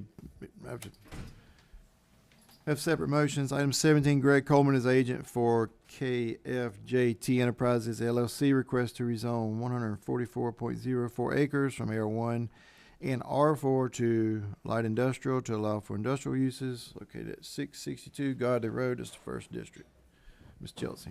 Yes, sir. So the applicant is requesting to rezone 144.04 acres to light industrial for an industrial warehouse facility. These parcels currently surround a mining operation, as you can see here on the screen. There are significant wetlands and floodplain located on 399-3, and these parcels are served by private well and private septic systems. Excuse me. After rezoning, a site plan will be required to be approved by the Board of Commissioners. This rezoning is consistent with the future land use map, as these parcels are projected to be transitional. That's what that light blue color is there on the future land use map. Staff does recommend alternative number 1. All right. Thank you, ma'am. Questions, comments at this time? hasn't this come up before? Godley Road, Another one did. similar? Yes, sir. Greg Coleman with Coleman Company. So Chelsea did a good job going through this. This has come before the planning board before. We are back now with the current owner of the property, trying to rezone what is already surrounding industrial zone piece of property in the middle. If you look at the aerial, this piece of property, the bulk of the remaining lands out here that are not part of the surface mine are wetlands to the south and the west predominantly. There is at a minimum 750-foot wetland width in between the residential properties to the west. And what we're trying to do here is just to rezone the balance of the property surrounding the surface mine for future development. We do understand we have to come back with a sketch plan. I do want to comment on the buffers that, you know, the wetland areas around here are extremely low, very low lying lands in the floodplain, cannot be developed, not cost effective. So there will be no matter what happens with the property, at least a 750-foot buffer up against the residential areas to the west. And then we fully intend to meet the 300-foot buffer requirement along Godley Road. And I'd be happy to answer any questions. All right, questions, comments? So to clarify, the 300-foot buffer on Godley is planned? Yes. to be- Yep, we are good with that. So we will not be coming back for any buffer variances on this property. And we more than double that to the west. There's about a 25-foot grade change going down to those wetlands, so they won't be developed. What about to the north? To the, across- to the north would be the Godley Road buffer, is what I was referring to. Yeah, I was looking at Godley Bend running north to south, so that would be. My north arrow might have been messed up on my site plan I was looking at, but But adjacent. The property fronts on two roads, right? Like It does. It fronts Stagecoach and Godley, yes. Stagecoach and Godley. The opposing property is the next item on the agenda, is already zoned industrial. We did have a 50-foot buffer along Stagecoach, and I think that's, negotiable as well when we come back with a sketch plan. Yeah, and it is across Godley, across Stagecoach. It's across Stagecoach, yes, that's correct. Any more questions at this time? I'm just a little confused with this parcel. Didn't the last time you come before, there was a big outcry about the truck on Godley that Godley Road couldn't handle heavy trucks? Yes, sir. There has been some questions and concerns about that, no doubt about it. Where this accesses, I mean, the county line is on this property. So the access for this piece of property today and in the future is about 150 feet inside Effingham County. And so we've tried to go meet with Bloomingdale and go through that. Mr. Floyd went with us. We met with City Council and the mayor and really tried to work through some things. It's something that'll likely have to come to a head in the future with Bloomingdale. But the traffic for this development would not be a big impact on Effingham County roadway systems and, and having to maintain that industrial traffic. But the road certainly is going to need some work at some point. But the road in Bloomingdale are Correct. it's still a one-lane dirt. No, it's paved. It is paved paved. now. Okay. Narrow paved. Yep, it's a 2-lane road, but it hasn't been repaved in quite some time. We've looked at that and tried to coordinate some stuff with Bloomingdale, and that's going to have to continue to get worked out. But Forrest Floyd initiated that meeting and went with us, and we tried to work it out as best we could, and we'll have to go back and revisit that. But we certainly made the attempt. That was the ask when we came back. When we came the first time, was to go and try to work that out with Bloomingdale. We certainly did that, and Forrest was there, and it's an issue that's going to have to get resolved with Bloomingdale. Thank you, Mr. Coleman. We may have some questions for you in a moment. Okay, thanks. Is there anyone else who wishes to speak either in favor or against this request? Against it.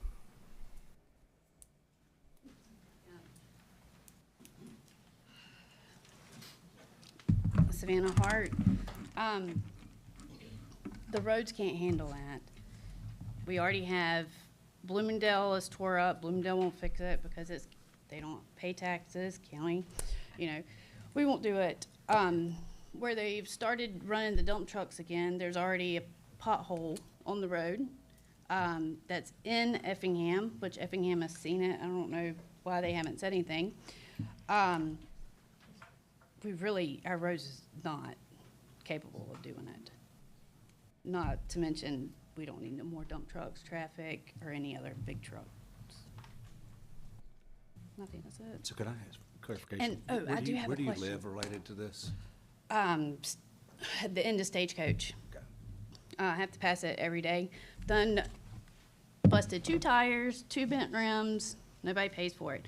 And the last time we were up here, y'all had talked about doing a traffic study on the roads and stuff. Was that ever done? Not to my knowledge.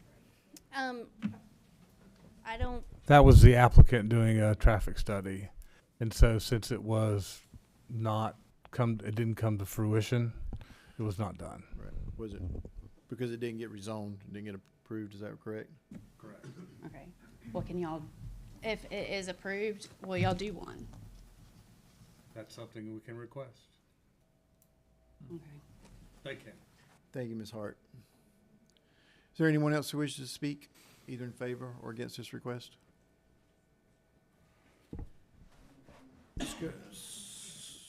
Yes, sir.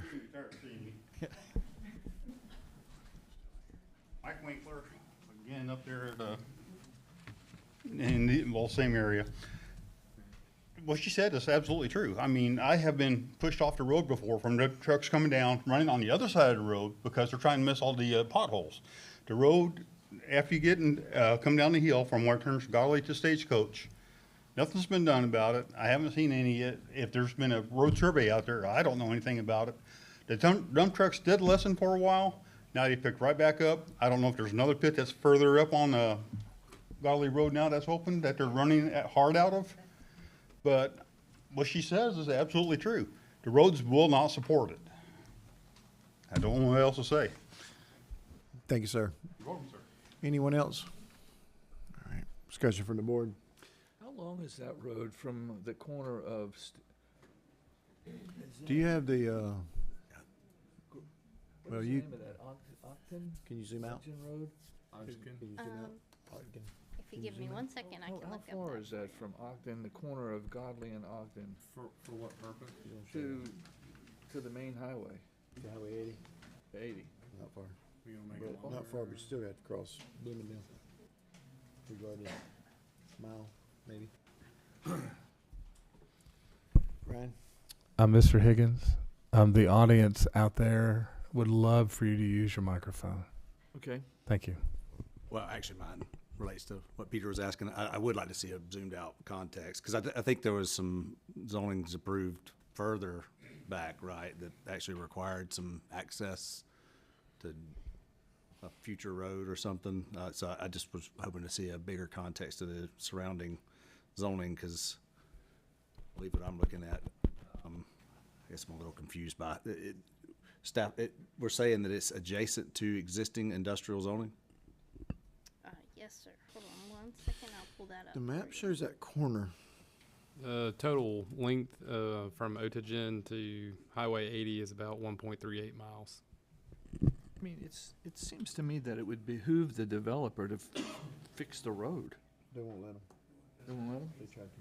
I think we should ask for some clarification on that. So, we've seen this project before, right?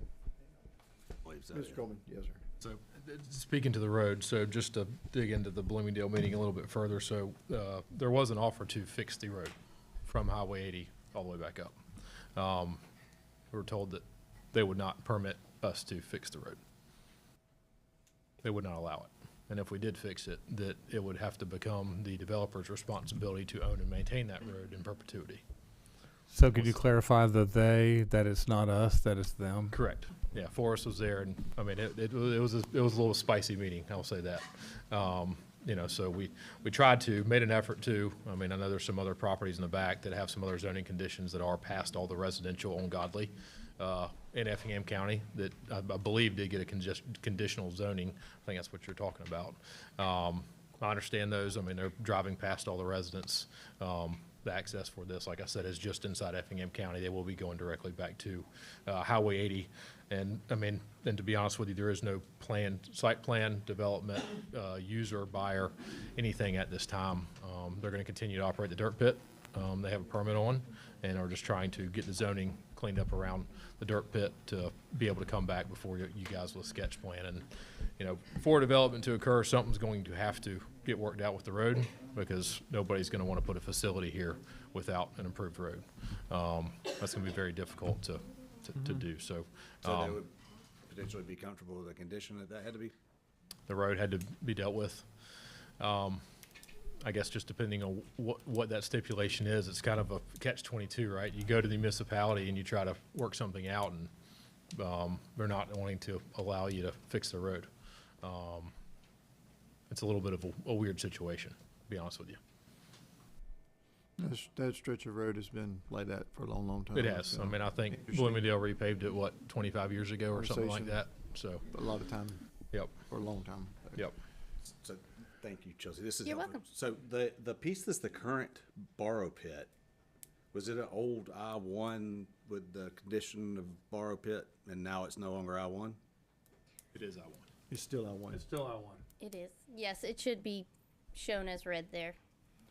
Okay, so that color coding is off, okay. Yes, it is. Yeah, it's in that top corner at, I I'm talking about 399 3Q, right? That's Yes, the one this that was- should be red. It's in the corner of Godley and Ogden, in that corner, on here. And Odkin does, pardon my not knowing exactly, but that doesn't continue through and connect over? Does not. Does not, okay. That's an interior road. Greg, that's the one I was clarifying, the buffer, right? Because technically, I think there's a right-of-way or a road of some sort that then would have a buffer to it, right? Ogden Road, yes, would have the 300-foot buffer on it. And Godley from the east. And Godley, well, Stagecoach, Godley, the what- abutting what- properties, across the street is zoned I-1, but, you know, we are not opposed to having some type of buffer along I see. No, I see Stagecoach. that. Yeah. But certainly would honor the 300-foot, you know, along Ogden, and then we've got more than double that to the west. Anything further from Mr. Coleman? No. Thank you, sir. Thank you. Close public comment, up for discussion.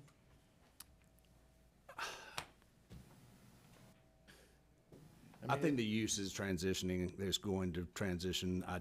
There's a legitimate concern over the roads. That's why I asked the question about the willingness for a condition related to that. I know that's a challenging thing to address, but to me it is we have citizens that have to drive down that road to get to their property, whether or not it's in Bloomingdale or Effingham. So curious what everybody else thinks. I mean, we have a lot of requirements whenever we do industrial warehouses for the roads that, and this is not gonna be up to those standards. I mean, it's no fault of the developer, but it's just an issue that has yet to be able to be worked out, unfortunately. Tonight it's just zoning. They're not gonna put something there right away. If you zone it, they will. Yeah, but you gotta get to it. Yeah, but if you rezone it, you're allowing him to get to it. You're saying it's okay to use that road as the condition it's in. And it's an acceptable zoning. Unless we put a condition to it. So I mean, we've closed public comment, but I'll allow Okay. you very briefly. Okay, very briefly.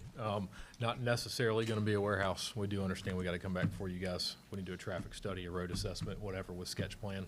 We'll certainly be coordinating with staff. We've been coordinating with staff the whole way through. Just wanted to make that comment. There's no planned development at this time. But if the traffic study says the road needs to be improved and you can't get the road improved, then that would be something that we'd have to still come back before you guys for sketch plan, right? If we need to do a traffic study or something of that before we come back for sketch plan, or bring that with us, I think that'd be reasonable. I think that's But, the only just depending on the use, right? So, I mean, I get it if we come back with a warehouse, that's gonna be one thing, and I'm not saying it's not gonna be that. But there may be a different use on the property that would come back before you guys with. All right, thank you. Okay. So I've changed my statement, but I mean, basically, our light industrial has a lot of requirements for road infrastructure. Any further discussion? Well, I'll make a motion. Again, it's probably going to be a confusing one, but I want to do my best. I'm going to make a motion to recommend approval of the rezoning with a condition, with staff conditions plus a future traffic study that's submitted before or with any future sketch plan, site plan, whatever the next step process is, and clearly defines the necessary improvements for whatever that future use is proposed. Can I say something real quick? I don't think so. I'm sorry, we have a motion on the floor, but I mean, yes, shouldn't, but I will, very quickly. He said there was no plans. It says on there that he has plans for a concrete production. Well, I mean, he's asking for a light industrial, so anything that's allowed in that, he can do. Okay, and just for clarification, there are two neighborhoods that use that road, Ogden, Lakeside, and them. We're aware. Thank you. Still good? Discussion of the motion, clarification? No, I'll second the motion. All right. All those in favor? Any opposed? Motion carries 3-1. Item number 18 is a public hearing for Greg Coleman as agent for KFJT Enterprises LLC. Request to rezone plus or minus 10 acres from AR1 and I1 to HI to allow for heavy industrial uses located on Godly Road. It's the first district. Obviously, we've discussed this. Is there anything you need to add? Yes, sir. So this item is specifically for 399-3R and the small triangular parcel below it. So on the other side of Godley Road. Correct. And this site is currently used for Jepson. I think I'm saying that right. Gibson. Yep. Production. And that use will cease, and the applicant would like to replace that production with the concrete plant. Staff recommends alternative number 1. All right, thank you, ma'am. Mr. Coleman, do you have anything to add? I think Chelsea did a pretty good job of explaining that, but yes, this is, I think this site's been a problem with the previous owner. New owners here with me tonight who I'm representing, so they are in the process of cleaning up that gypsum, the piles, and getting them out of there. They've been coordinating with staff and with Mr. Floyd on that, making some good progress there. And getting that cleaned up, but they do have a potential user for the site for a mobile concrete plant. They are, I believe, the plant that they are looking at putting there can only handle 25 trucks a day. They're only making about 250 yards of concrete, so that's 20 to 25 trucks a day is what the plant will be capable of. We abide by all the zoning ordinances and development ordinances, and obviously have to come back before you guys and the commission with a sketch plan if that was to move forward. And, okay. Mr. Chair, this is a code violation as well. Yep. From operating without it, or what? The gypsum, without the business license, the gypsum's not allowed to be there. It's an EPD violation. We worked with them, so it's almost cleaned up from what it was. To be clear, that was from the previous owner. Previous owner, And since my we purchased apologies, it, now yes. being cleaned up, so. But this will be incorporated in with your previous item, I mean, as far as your overall plan? Two separate developments, separate, users. Again, there's no real plan for the larger side of the road at this time. This is, I would say, more of a real plan that may come back before you guys a lot sooner. They're gonna get the gypsum cleaned up, and then sketch plan we brought back and, shown you all what the development will look like. All right, thank you, Mr. Coleman. All right, thanks. Is there anyone else wishes to speak? Anything new? All right, same comments? Yes, ma'am. I live down there. My name's Nancy Winkler. I'm kind of nervous. You're fine. Anyway, there's a ranch that all the kids go to and ride their horses. And they're little kids, there's big kids, there's even me. But anyway, they ride that road with their horses. I've had to kick one of the dump trucks with my daughter. And I thought he was gonna kill her. So I don't agree with the dump trucks there. And they're tearing up the road, which everybody keeps complaining about. But we gotta think of our kids, because this goes right into our neighborhood. The neighborhood is right there. And then Debbie's been there 40 years with the horse barn. And there's tons of kids there every Saturday and Sunday. So it really upsets me, but I hope you guys disapprove it. Because, or somebody come out there and watch them, because they fly up and down there.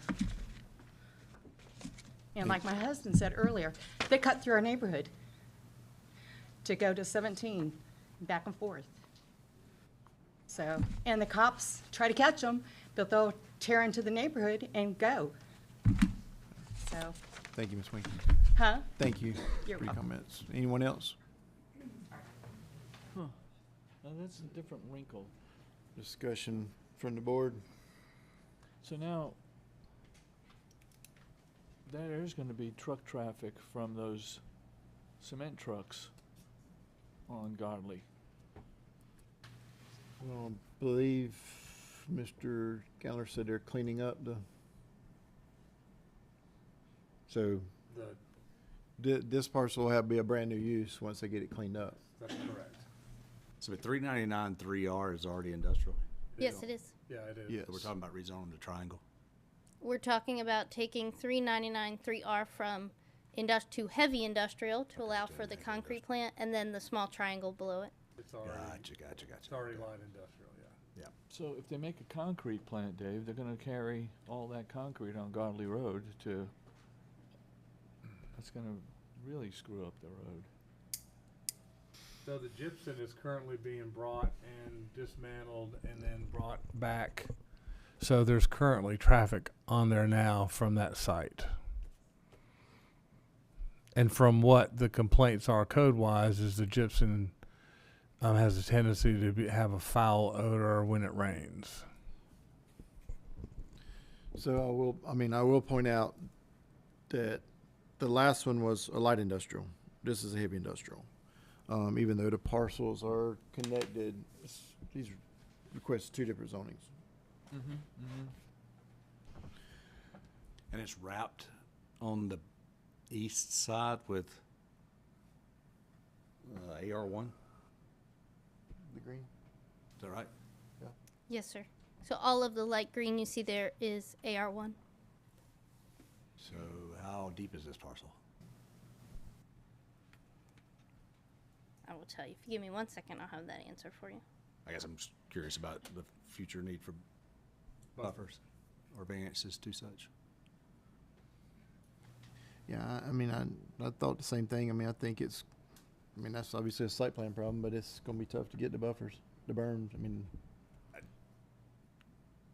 Just want to make sure we're It's going- thinking through it. That's gonna eat it up.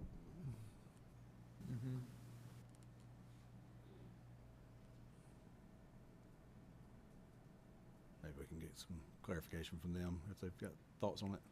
Yeah, Mr. Coleman. I know you're getting tired, but. Good. All good. So have you done any drawings and taken a look at the? I have not. Owners have been talking to Phillips Paving, I believe, about the concrete batch plant. The site's about 10 acres, and so we are going to have to take a look at buffers required. The county line is the parcel boundary here Right. on the south side, running up diagonally. The land behind this, the same branch on the other side of the road, right? It drops way off elevation-wise.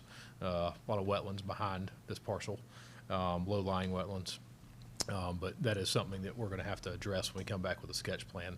Would be how to buffer this, and it's may be a little bit challenging to get it all in there, but with the concrete batch plant or a mobile concrete plant, not going to be as big of an operation. The hope is there's got enough room left to make something happen in there, whether it be with berms, fencing, whatever it is. The site's already cleared. It's flattened, right? So in its existing state, so it's going to have to be some combination of berms. There's a small berm there now, I believe, but we're going to have to take a look at that. The reason I bring it up is because I do think with the current application, it would be very limited. Right. And just because it's cleared wouldn't change my future opinion, I don't think, of requiring buffers of some sort. Understood. Unless the zoning changed around it. Understood. Because that is somewhat of a limitation on the scale that it could get to, because there's limited use of the space Right. and the number of trucks that could come down through the space. So. It's a tough piece to do anything with, even though it's already zoned industrial. It's flattened, it's cleared, smaller parcel. So this is something that's going to have a smaller footprint than, say, a building or something of that nature. You good? Yeah, I think so. Okay. Any other discussion, questions? Thank you, Mr. Coleman. Okay. Thank you. Mr. Chairman, Ma'am. to answer Mr. Thompson's question, it's about 417 feet from Godly Road to that back part of the parcel. So right now, that would be nothing. Yeah. All right, I call for a motion. I'm going to make a very similar motion to the last one. Make a motion to recommend approval with all the current buffer standards still being in place. And any current staff recommendations, as well as when the future site plan comes through, we expect a traffic impact analysis to be submitted and show the impacts of that future use and what mitigation needs to happen to Godley Road or Stagecoach Road, whichever it's called. Gotcha. Motion on the floor, discussion, questions? No. Call for a second.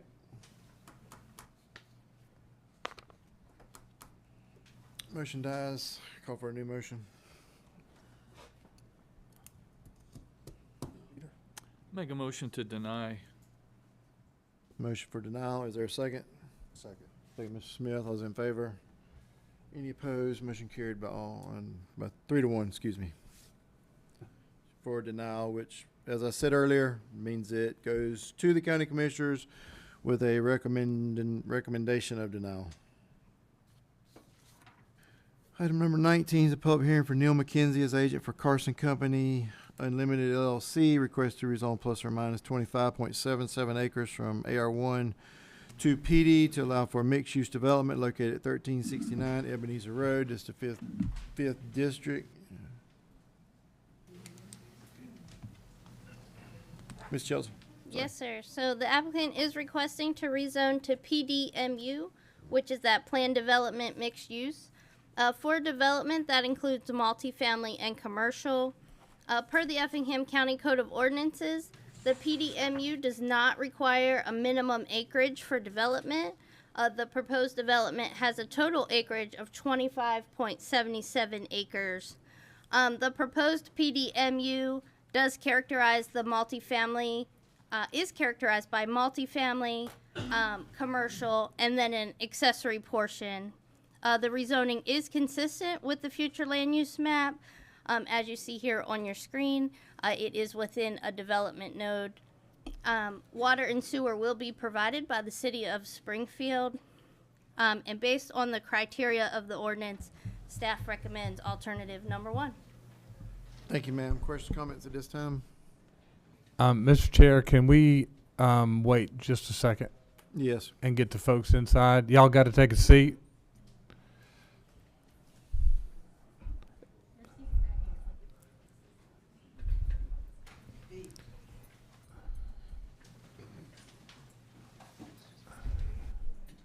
All right, let her rip. All right, go ahead. Thank you, sir. My name is Neil McKenzie with Coleman Company here tonight on behalf of the property owner. As Chelsea explained, we are proposing a mixed-use plan development at Ebenezer Road and Long Bridge. This is an interesting piece of property. It's actually 3 parcels that bound the roundabout that's at that location, but it's all the same pin. So what we were proposing is splitting this into 3 individual parcels. Parcel 1 being multi-family and residential, 15.2 acres approximately. Parcel 2 would be commercial, 10.4 acres. And then the additional parcel on the southeast quadrant would remain open space and recreational.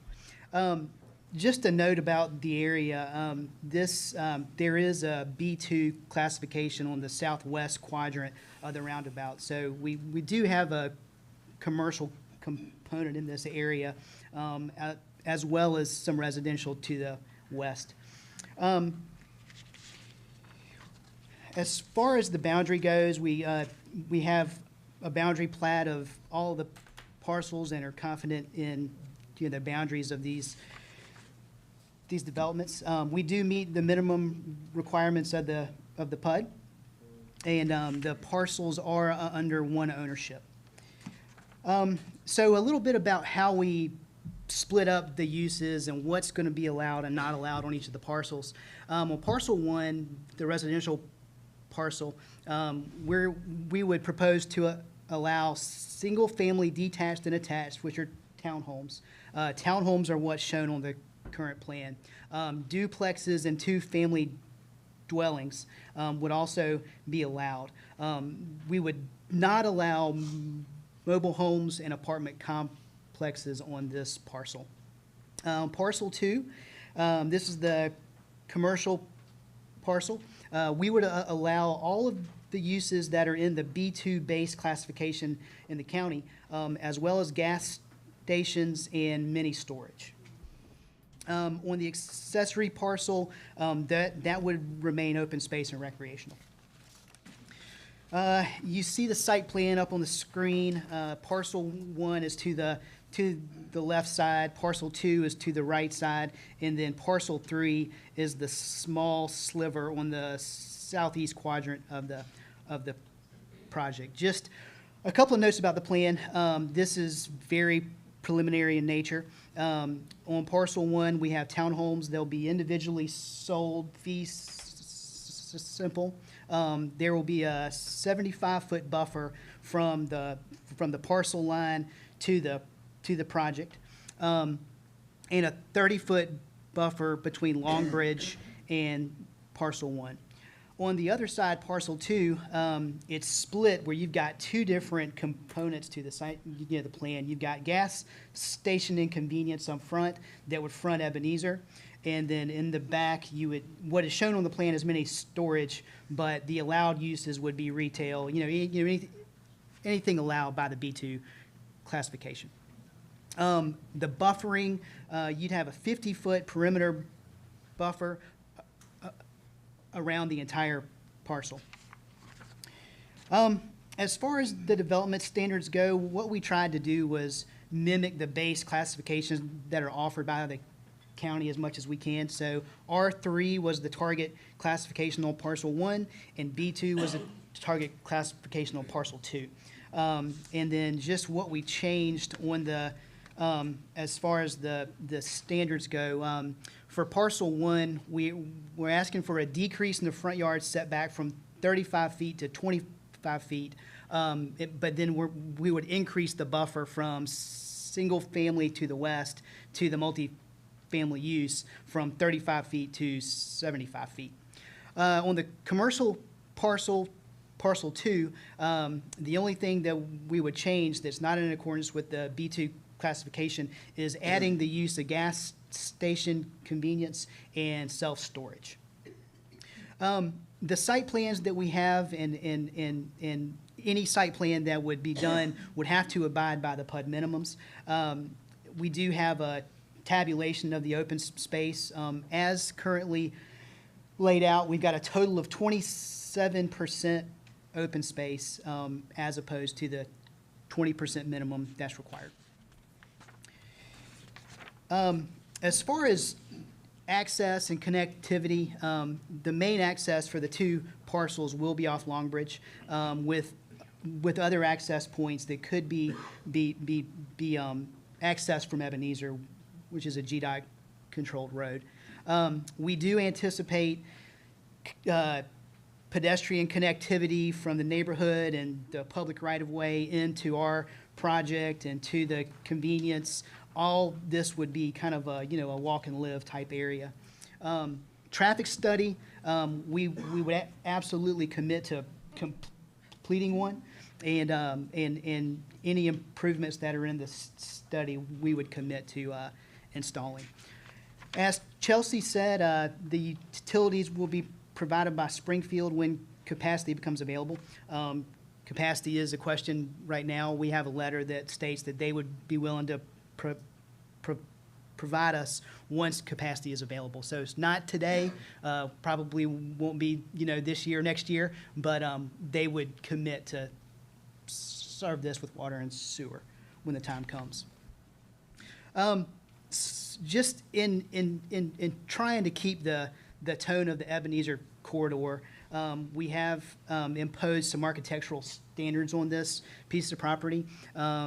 For the residential piece and the commercial piece, we would not allow any vinyl. We would encourage brick and hardy board, 12-inch overhangs, architectural shingles.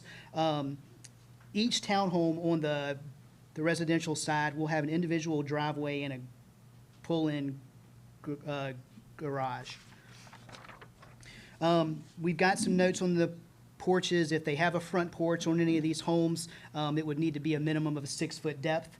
And then we've got some side elevation requirements for single-story homes as well. To kind of wrap up the standards, for the businesses and the townhomes, we do anticipate that a sign would be needed, so we do have some sign, some limits on the sign heights and any screening, requirements for mechanical equipment, that kind of thing, so it couldn't be seen from the road. With that, that is a rough outline of the PD, and just to kind of wrap things up, as Chelsea pointed out, this development area, this area of this roundabout has been kind of marked for development. It has been, the county has kind of earmarked this area to be developed. And then as the staff put out there, we would have to come back for site plan approval for individual plans for the parcels. So there will be other, opportunities to have comments on how this, the properties are laid out and, anything else that they could come up. With that, I'd be glad to answer any questions. Questions from the board? Yeah, I got a couple. All right, where are the buffers clearly written out and committed to? And what's the standard of the buffer? So they're not written in the PD text yet. They can certainly be added. We would commit to planting opacity. I mean, right now, there's kind of just, it's kind of a blank slate at this point. They're shown on the plan spatially, but as far as what would be in the buffers, to be determined. So, Mr. Chair, can I add to that, Mr. Thompson? So, the way the ordinance reads about buffers, just remind, it's undisturbed. Right. And that's the recommendation. And so the undisturbed, there's a lot of woods there now. And so those woods, if you're going to do the 75 feet, which is what you suggested, I'm just going to say that undisturbed needs to be in your language somewhere. That's all I would state. Right, and we wouldn't plan Okay. to disturb those at all, right? Okay, I mean, if they have the opacity that's needed, we wouldn't touch them. Okay, I just want to make sure that's how, and I don't know if that's what you were driving at, but. Right now, it's undefined. Right. And that's why I say undisturbed is what the ordinance 75 says. feet could be turf grass. A follow-up question to it, I see there's architectural standards, but those all seem to relate to residential. Right. What's proposed for the commercial, because that's going to be much more impactful to that intersection. Right, so I think that right now, there isn't anything specific to that parcel, other than what's allowed to be there. We would certainly be open to limiting lighting, backlighting, height of lighting, fences, berms, that kind of thing is we can definitely have that, have that negotiation. Yeah, I'm not here to define what they are. I just think they need to be defined. Right, sure. Sure. And I guess let me see. It's one thing specifically on one of the charts I wanted to understand a bit more. The commercial pod, there's two things that I just wanted to question or have an understanding on. The parcel that's defined multifamily pod. Right now, the sketch plan's showing single-family attached townhomes, correct? Right, yes, Okay, yes. But, and there's specifically excluded, though, from traditional multifamily. So I'm just curious a bit about That's just the correct. definition and the way that parcel's being titled. And then in the commercial parcel, there's density units applied to the max density of 12 units to the gross acre, and also the heights up to 60. So I wanted to just hear a bit about that. Right, so the multifamily name comes from the R3 classification. That's where that comes from. We could change the name to just residential, right? I mean, I don't have an issue with that at all. We are specifically excluding apartments. As far as the commercial side, the B2 classification allows residential. So, in order to address that, we did put a cap on the density if that property were developed as residential. So that's the whole purpose of that. Table of permitted uses was changed about 4 months ago, and B2 does not allow residential any longer. So I'll scratch that. I can take that out of the table.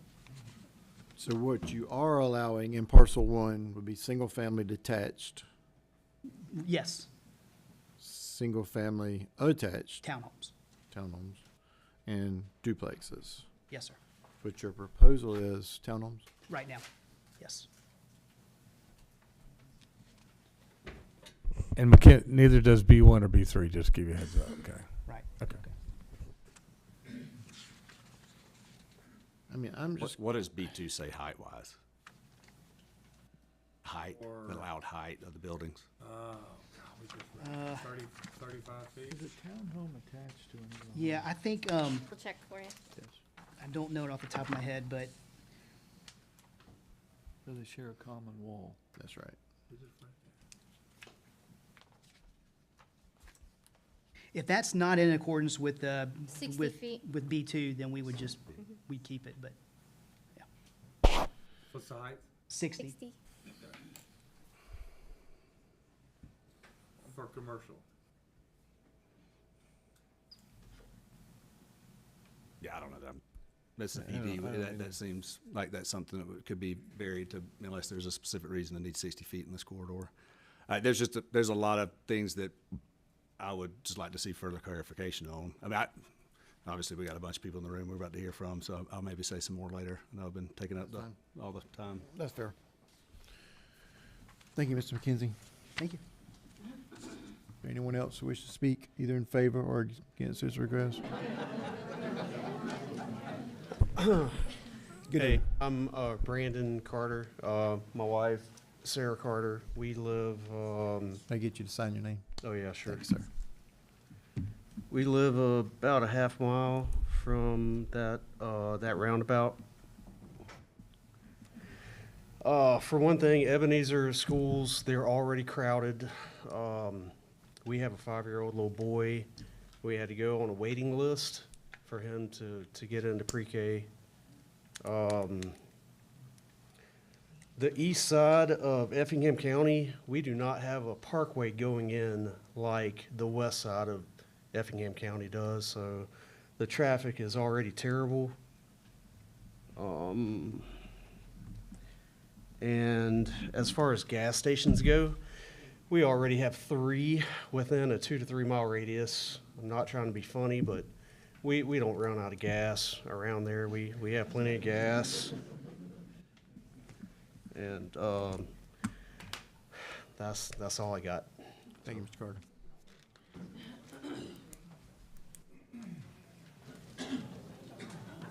Hi. Good evening. Heather Stafford. I'm fairly new to Rincon and Effingham County, moved here from the Atlanta area. And I am not one of the ones who moved here just for quiet and solace. And I did hope that there would be a little bit of growth. I was really hoping that it wouldn't be a gas station on every corner, a storage unit on every corner, a warehouse on every corner, an apartment building on every corner. And it seems to be that's what Effingham wants to do. Not really sure why. I mean, it seems like we have picked 10 different types of buildings around here and restaurants, like, you know, you can only go to Mexican and Chinese, you can get, you store whatever. Like, we need to kind of broaden our horizons a little bit. I live in Cobbleton. I am close to that intersection. I luckily work from home. I wouldn't want to be half of the people in here having to go to work every day, going down that area and having to deal with the constant traffic. There's no room to expand the roads, so it's not like you can double the size of them to make room for the excess traffic. And like seriously, like he said, how much gas do we actually need? You can turn on any street just about and get to a gas station extremely easily. And, you know, the storage units, they seem to be popping up everywhere. The other thing is with the water. So while I'm glad that you're not building another DRT there, because I was here for all of those conversations, like, where is this water gonna come from? So he's saying they're gonna wait until the water's available, do we actually think that we're just gonna miraculously end up with more water in 2 years? Like, where is it coming from? I mean, they've been predicting rain for a week and we haven't hardly gotten any, so. So can like, I just interrupt you real quick on that? I mean, what he said was the sewer, sanitary But even sewer. still, like, The- all the of that. sewer's not available at the city. The water is, but he has to wait on sewer. So that was his comment. But still, so like, are we then gonna have a situation like we have on Fort Howard where they've cleared property like 3 times and nothing's actually been built there? So something's coming, and all you actually see is just a constant turnover of weeds and mess and somebody clearing the land and then nothing happens. It's on 21 as well. And, or 2 years from now, he gets frustrated, so he sells it to somebody for it to be a warehouse. Like, seriously, somebody needs to take into consideration the decisions that are being made in this county. You know, we just can't keep repeating the same mistake over and over again. If you want change, you have to actually change. And, you know, I think it's gonna be very clear tonight that nobody who lives near there wants this to happen. While I'm not a tree hugger and I have no, you know, attachment to that torn down house that was there, I know some people feel it's historical. I'd rather see something there than a mess, but not this. Like, this is not the appropriate decision to make. Thank you, ma'am. Mr. Chair.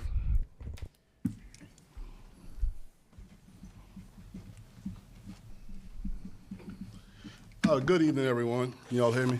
Yes, sir.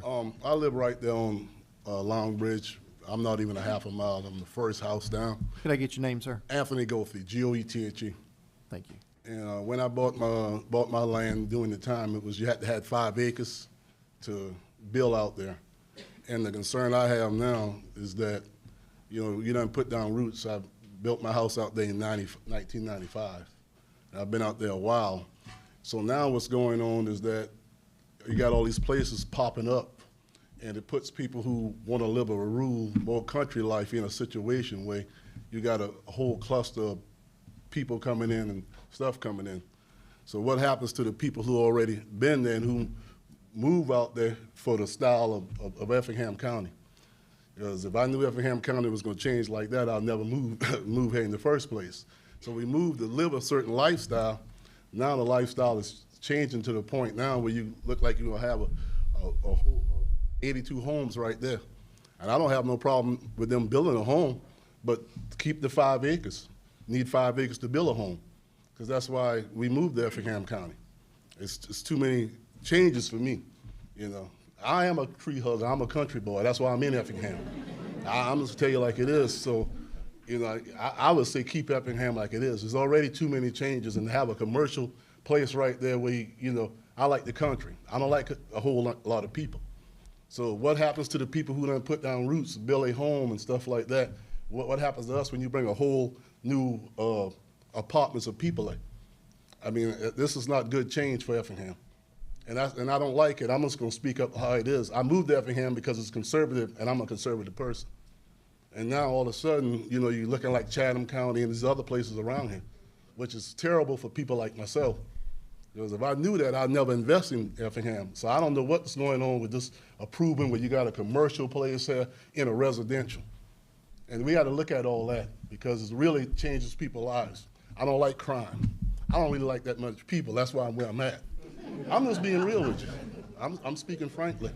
And this is going to upset everything. The county infrastructure is not built to bring all this stuff in this fast. Now, and I'm just going to say what I feel, and I'm going, because I don't want to be too loud, other people want to speak. And you don't see what happened to California. You don't see what happened to New York. So they mess up the West, they mess up New York, now everything coming to mess up Georgia. If I wanted to live in a blue state, I'd stay where I was at. You know, I wish I could stay in Carolina. I'm really an old country boy. But that's what it is. We have to stand for, you know, not to let all this bad change come. All change is not good, y'all. I mean, really, it takes away from our children and our grandchildren, our way of life. And you look at the mess California in. And now they done messed California up, now they're looking at messing up Georgia. All right, thank you, Ms. Good. Everybody wants to be heard, and everybody's gonna be heard, but we can't keep interrupting, okay? Let's let it flow as best we can. Yeah, we're gonna have to keep the side comments down, please, and also the applause. I mean, these ladies work very hard on these meetings, recordings and everything else, and they try to capture every word that's said. Yes, sir. Well, good evening, I'm Brian Harrelson. I was gonna just talk to the map up here, if you don't mind. It's easier to. As long as you see. can, All right. you have to Maybe I speak can in that remember it here. microphone. So over the last probably year and a half, I know you guys are probably more familiar than anybody with the growth that's happened on Ebenezer Road, the subdivision's gone in. We're in Brookstone, right near the roundabout, right across from the housing that this gentleman's wanting to put in there. As it is now, we have trouble getting out. I mean, school traffic backs up in the mornings, evenings, cars are lined up on both sides of the road. Adding 200 more cars across the street from us is an issue. The nature of a roundabout is to slow traffic down and back it up. I don't know how we'll get out of our subdivision. We have trouble now. As far as the gas station, they're eyesores, they're transient. Lots of people in and out. We don't want that near our homes. So I'd ask you guys just to say no to this. I appreciate, the restrictions and making it pretty, but it's lipstick on a pig. We can't stop all the growth, but we can slow it down a little bit. Hopefully be respectful for the people that are there, that have been there 18, 20 years. So I don't know, it's kind of emotional for a lot of us. It's gonna be a mess. So I'd just ask y'all to consider declining this. Thank you, Mr. Harrelson. The last thing is that some people were commenting earlier, I think this comes back to the next session in August. And a lot of the people here are at an open house for the schools. So if that could be moved, we'd appreciate that. County Commissioners meeting is the same night as open house in August.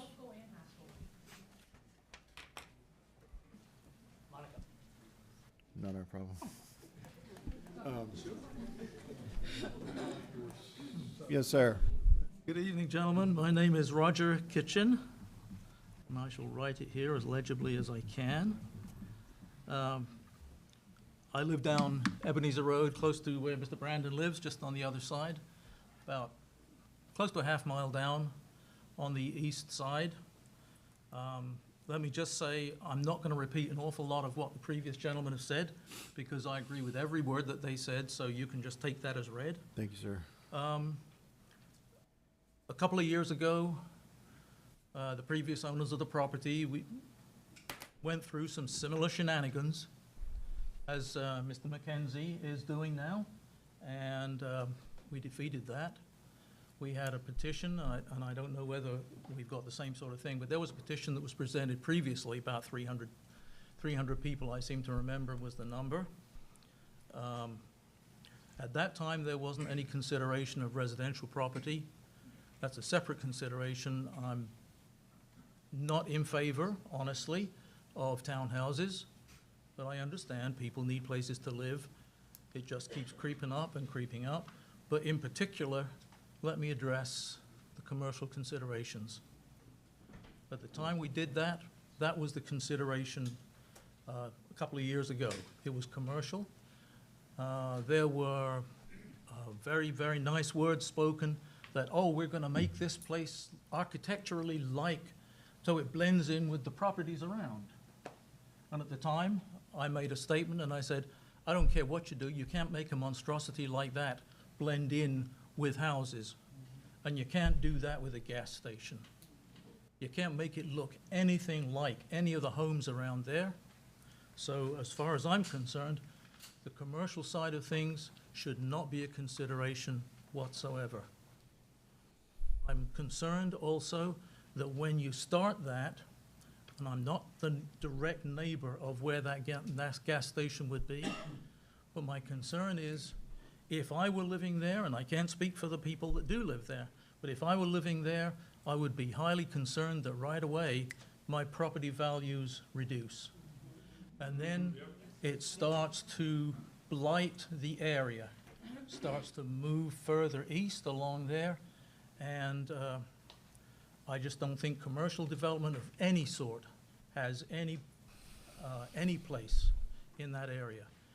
That was turned down last time by the commissioners, although it was recommended by the board here. It was turned down by the commissioners. If I remember, and I could quote correctly, Commissioner Kiefer,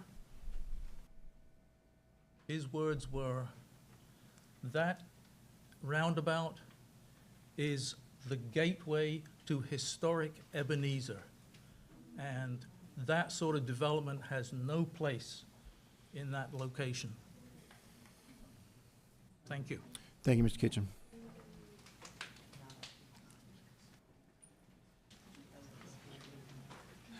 How you guys doing, ladies and gentlemen? My name is George. I am a disabled American veteran. I live currently across the street from the development that they're building in Ebenezer. Can I get your full name, sir? Can I get your full name? George Noyce, I'm sorry. Thank you. George. Monica, you want to come up? We are here representing the HOA of our community, which is Brookstone, across the street from where they want to build this community. If you can see everybody that's here, I'm pretty sure everybody here has children. I've only been here 5 years. I moved from Connecticut, and like everybody else said, I loved Georgia when I was stationed here in '85. I wanted to come back, so I did. Since I've been here, they have built the community across the street from the school now, which is probably their community up here. Sir, can Our community. please address the board. Thank you. Our community is going to be the one that's going to be impacted the most due to the fact that you have a gas station going up, you have a community going up, and a storage unit. This is going to force us as a community to become a gated community, because there's going to be, what's going to happen to the riffraffs and the vagabonds from the gas stations that hang out, and I can see it moving further and further, like everybody says, down 21. It's all coming this way. It's just like they're trying to build it back this way. We're going to be forced to become a gated community, which means our HOA due is going to go up substantially, because we have to pay for all of this. The children in our neighborhood stand at our front gate waiting for the school bus every morning. Now they're going to be standing there with all this construction going on, all this traffic coming in and out of there. I don't think it's feasible. The roundabout was put in just as I got here. There's a parcel of property right here. It's 3 acres of land. I bought that land on the day of my closing. I had to stop because they took the roundabout wires and put it right there where the access to my house would have to be I need access to get into my property. I had to stop buying the property because where the access coming in was, they put all the electrical wirings for that circle there. So I just got, pardon my friend, screwed out of 3.5 acres of property. I couldn't purchase no more because of all of that. Now that's gone. All the rest of this, you got the buses going around the roundabout, you got 18-wheelers going around the roundabout, and you got dump trucks. I've contacted the city twice now because 2 dump trucks came by and dropped those big, round, long logs of rubber for drainage. And it just stayed in the road for 4 days until somebody hit it and busted it open. So I had to call the city and have them come because the school buses couldn't get around the roundabout with it. So it's just going to be, I think it's going to be a congestion. If you're looking at the corner of 21 and Old Augusta, that community that's only a couple years old, that where they're building the Parkers, that was supposed to be a dog farm, dog play place, dogs, what they call them, dog parks. And now it's going to be a Parkers. So I mean, when do we stop? When do we say enough is enough? You know, and me personally, I'm worried about the children. That's it. So, Monica, I'm sorry. I'm Monica Capizzi, and I am on the board of the HOA, Brookstone HOA. And our HOA, our Brookstone, is about 70-plus houses. It's a quaint, safe neighborhood. And we are not looking forward to having a gas station directly across the street from us. It's not good. We can't get out of our development as it is because of all the truckers that are coming down Ebenezer Road and because of all the congestion as it is now.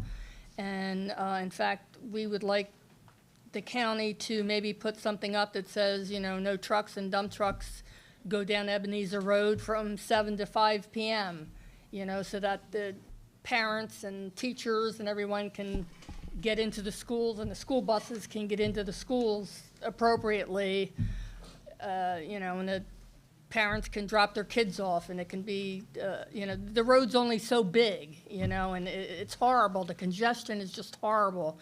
And if you put a gas station there and convenience stores and other stores, it's going to be just even worse.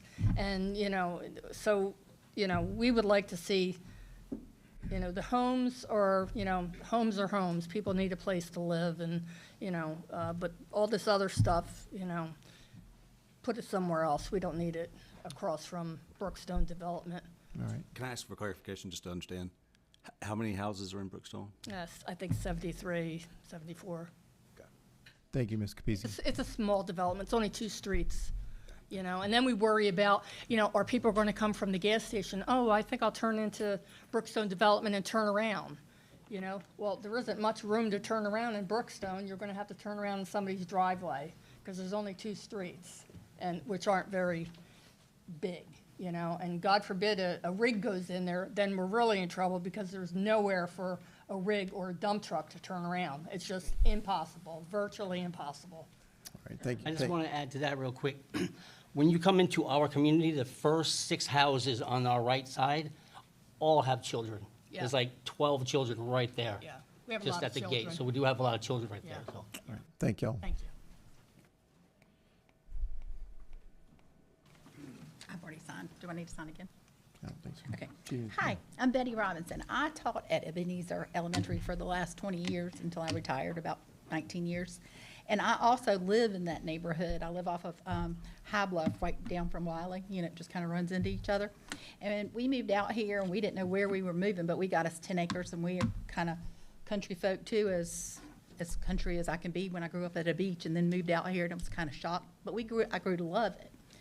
We now have our house for sale because it's changing so much out here. And I know you find in that shock with me here fighting for this, but we're have it for sale because you need to also think about where's the fire protection coming with all these houses? Or the insurance. Our insurance doubled last year. It went up to $6,000 a year on our house. It's ridiculous. And if you don't think it's gonna happen to y'all, y'all need to check it. Because it's gonna happen.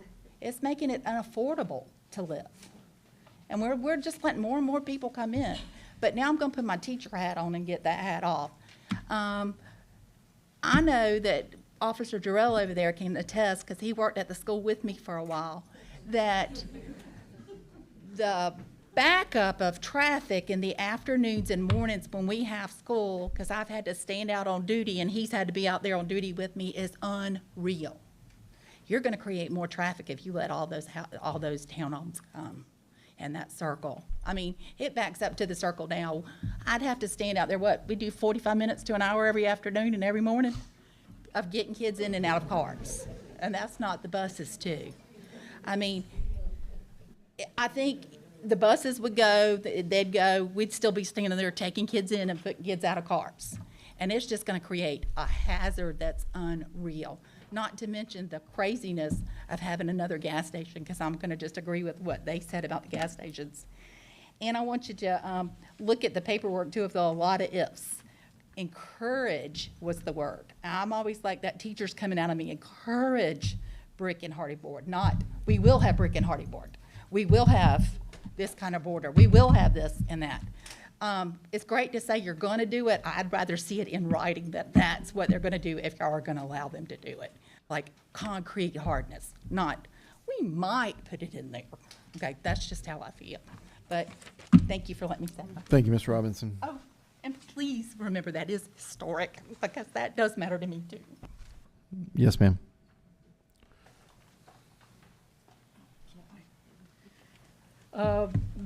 Beth Helmy, Good evening. lifelong resident here.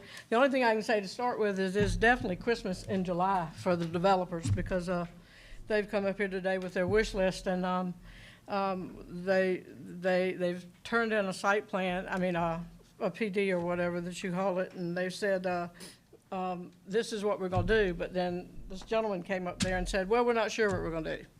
You know, we might put townhomes, we might have duplexes that can be rented, we might have single-family homes. So there's really, to me, they're not saying what they're gonna do. Even with the commercial part, you know, it on what they submitted said a gas station and a storage facility. But now they're saying, well, that might not happen either. So to me, there's too much this not being said about what's gonna be done with this property. I agree that I think y'all know this may be an election year, and there is a lot of people in Effingham County that do want this pausing of these types of developments because of all the reasons they've mentioned. I'm not going to mention them again, y'all know it. But this is a high-density development you're talking about here. This is not, if you do townhomes, it's 9 units, is what I've been told, that can go on this one little section. That's ridiculous. And just like the gentleman was saying, he came out here with 5 acres. What are we allowing to do? We've got plenty of these developments that have been allowed to be built. So we need to slow up a little bit on these types of developments, and let's go back to your acre developments or 5-acre developments. And I hear a lot of talk about, well, people can't afford them, people can't afford them. Well, I don't know that people are affording what's already here, because I rode around in some of these developments that's just been allowed to be done, and there's a lot of empty houses right now. So you do have a water and sewage issue. He said he had a letter from Springfield. I did not see that in the packet, that they were going to provide water and sewage. So if he has it, if I missed it, I missed it, but I didn't see that package. I didn't see that in there. The history part is important, and I didn't know what Mr. Kiefer said, but that is true. So if you're saying you're coming in here, the most historic place is Ebenezer in Effingham. There is no other place. So what are people gonna see? You know, I used to drive into Savannah on 21, and you had all this. It was garbage down there when you think about it. It was old houses, it was old torn up stuff when you came in, you know, on Bay Street. Well, what's Savannah done recently? They have cleaned that area up. You know, they've redone a lot of stuff. Well, you want to say, oh, come to Effingham and go down to Ebenezer and go down to our historic and let's look at this. Well, what are they going to see when they come in? They're going to see all these different types of developments, and now you're going to stick here at the roundabout, all this commercial stuff and townhouses? Gobs of things. So, you know, I think we have got to go back to our rural status here. I think that it is impacting our schools, and that's definitely got to be a consideration. But we have got to maintain what is brought people to Effingham and what the county's trying to sell it, what's bringing people to Effingham. When the Chamber of Commerce had their forum, they asked one question to the commission chair that was running, and both of them are here tonight. They only got to ask one question, and it was, how can you preserve the history of Effingham County? That's the only question that the chamber, who wants to bring business into this county, asked. They didn't ask any other question to them. You do something like this, it's going to destroy the historical area that you're trying to sell to bring people to. So we need to just not have this at all. I'm not saying one day something can come back, but it does not to be anything that's on this plan tonight. Thank you. Thank you, Ms. Helmy. So real quick, I know we've got a large crowd here, and I mean, just to kind of go over what we've heard. Obviously, as I spoke earlier, everyone gets an opportunity, but we've talked a lot about traffic, which we all understand. Traffic is a concern. Gas stations, we have enough of them. Property values, the congestion at the roundabout, heard about fire insurance, and obviously we've heard about the historical value. So, I mean, if you're opposed to this development, I'll just ask, show of hands. I mean, how many people are? So, majority of the room. So, at this point, so thank you. So at this point, I mean, yes, sir, everybody's allowed to speak, but we would appreciate to hear some new additional. Yes, sir. You can come forward, sir. Hi, my name is Kevin Sakona. I very concerned about this property as I live next to the commercial development. I'm concerned about runoff associated with large areas of concrete. I'm worried about cars leak. All that's going to run off. Where is it going to run to? I know they have some ponds and that, but my property's right there. Where does all that pollution go? Where does all that surface runoff go? I'm worried about environmental impact. I'm worried about the direction of water flow to my property, which is currently dry. Will it remain dry? I worry about retaining my property in the state that it currently is. I worry about noise pollution. I worry about light pollution. All of these things that I left by moving to Effingham, losing all those things by one development. Thank you for hearing me. Thank you, Ms. Scott.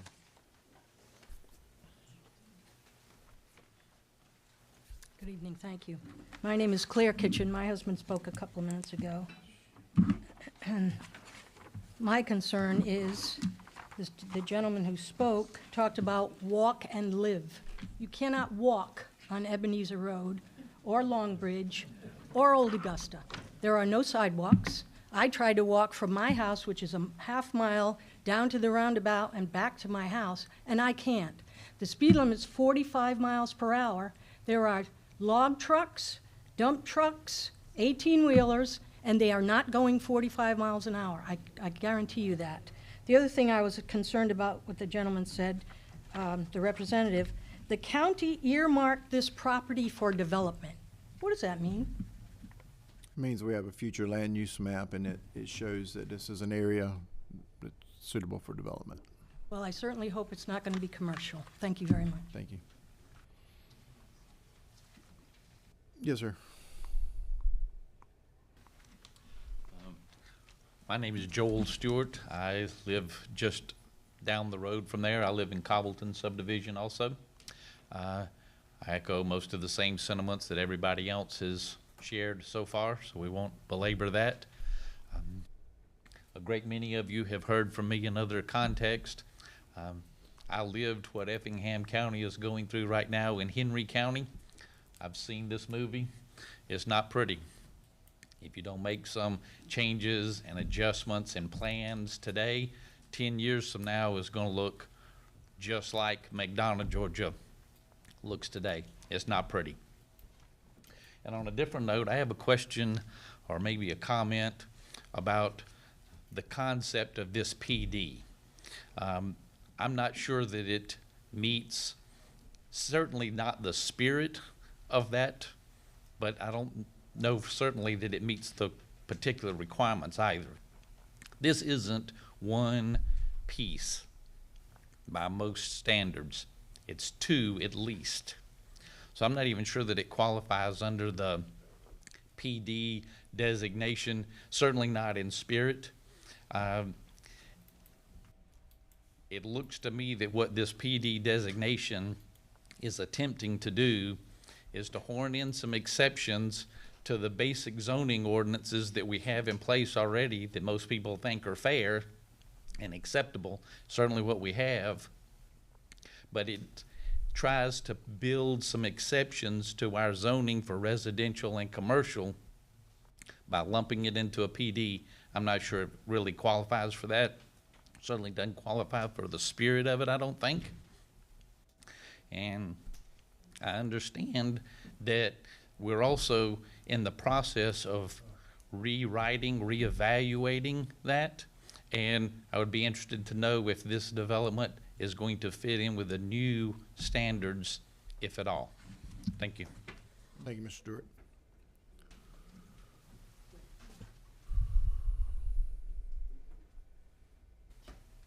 Hello, I'm Lou Ann Howell, and I happen to be kind of attached to the development. Miss Marilee Ambrose, her backyard will be at the development, and I'm right across the street from her. We have a branch, you're talking about pollution, there's a branch that runs behind the house that goes to the river, so what, I just don't understand. I know I've been told when I came here the first time that I just needed to deal with it, get used to the idea that it was coming. And I don't think that's fair. The roundabout, excuse me, it was half-assed done when it was done because it's too little. Why in the world, I have to sit in my driveway or out my road, and I can't even get out because of all the traffic backing up. Why in the world do y'all put, or whoever puts, the truck traffic coming this way and going by an elementary school? That is just ridiculous. I know y'all have heard all this before. I know development's gonna come. I hope y'all deny this.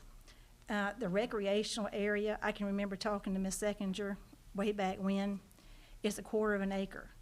What kind of recreational area are you gonna have on 1/4 acre? I just don't get it. I know y'all understand that. I hope y'all go with keep it with the bigger tracts of land. I'd rather have houses along the road and then all the other stuff that's gonna be coming. Safety's the the same is it. I just don't understand why things are going the way that they are. I don't know if it's somebody's pockets getting fed or not. I don't know. But that's just how I feel about it. And I'll put my name down here. That's all I gotta say. Thank you, ma'am.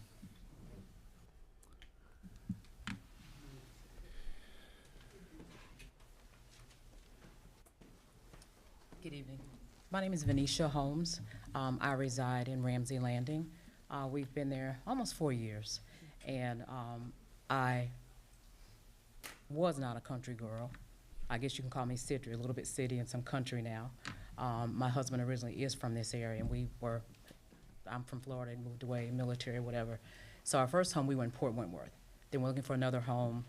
And I said, definitely not going out that far to Effingham. That's too far, I'm not gonna be in those woods. I love it there. I love the lifestyle. We've paid for that. Everyone here has paid for that. Our daughter is recently divorced, and so she lives with us with her children. They attend the school, the best schools ever, but it is gridlock. There are times where I have been late trying to pick up my grandkids because I can't get out of my subdivision to even get over to the school because the traffic is backed up both ways. And also, too, you have all these trucks that are coming. My daughter's vehicle right now has a huge crack going through the windshield from a dump truck, and she wasn't even close to it. And so us bringing all of that in, like I said, I understand growth. I do understand that. But there's a place for it.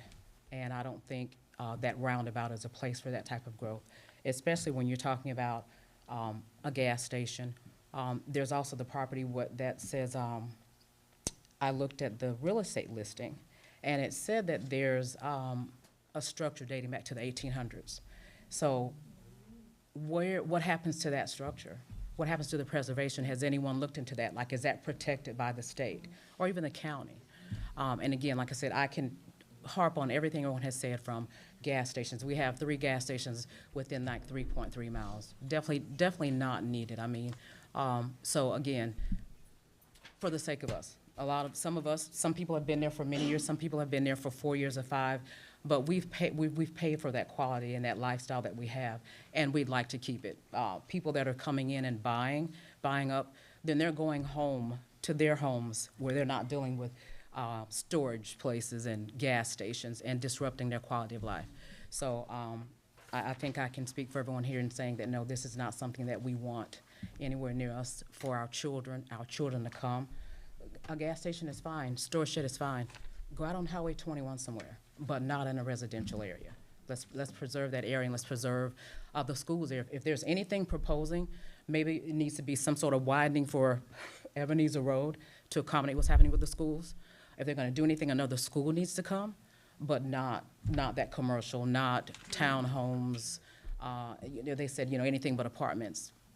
Townhomes are nicer than apartments, but it's still along the same line. So again, preserve the quality of life that we all want, that we've paid for. Thank you. Thank you, Ms. Holmes. So we'll add land preservation to that list of comments we've heard. Yes, ma'am. Hi. My name's Roberta Trebley, and I live on Ebenezer Road. I'm 3 houses down from the proposed development, and we've lived there for 28 years. And we were part of a neighborhood that everybody had to have 5 acres. That's what was set up. And one of the reasons we moved there. I just want to bring up, I agree with everything that's been said, but there's one thing that hasn't been said. 2 years ago, we came before the board because we wanted to split off 1 acre to build another home for our in-laws on our property. They were elderly. We thought it would be nice to have them live there. We were given, I don't want to say a bunch of crap about it, but we were told that we could only do it if there were stipulations for no further development on our acreage, because you people didn't want to mess up that kind of acreage out there in that area. So I'm looking at 4 acres versus doing this on that kind of property. And we've already got the rotary, we've got the truck route, we've got all the new developments on Ebenezer. You can't do the in and out of 21. What happened to the scenic byway?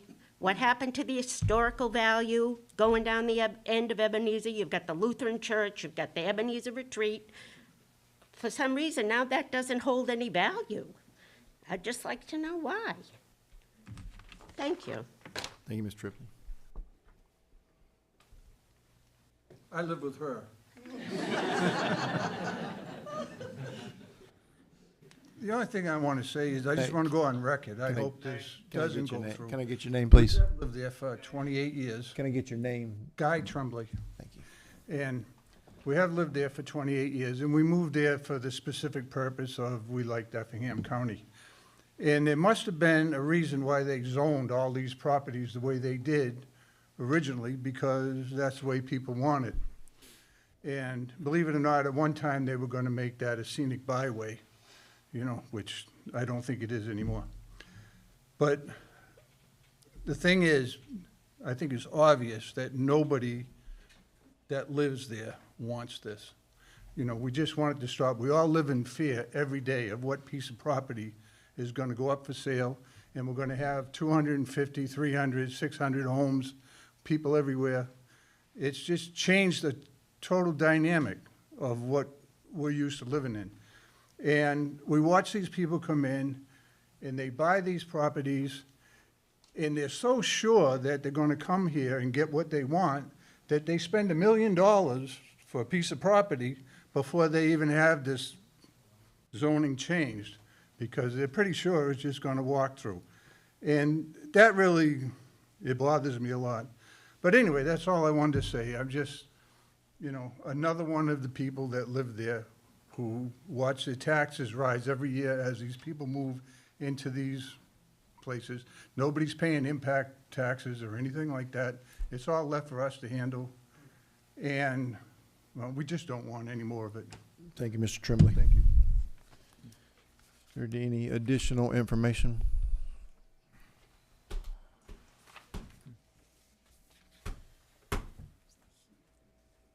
My name's Craig Fitzgibbons. And again, I agree with much of what was discussed tonight. On the traffic, I do want to add, and the deputy probably sees it all the time, they commit 1 or 2 deputies to the traffic there. The cars that are trying to get past the schools are going into the opposite lane to head on the traffic, and that's dangerous.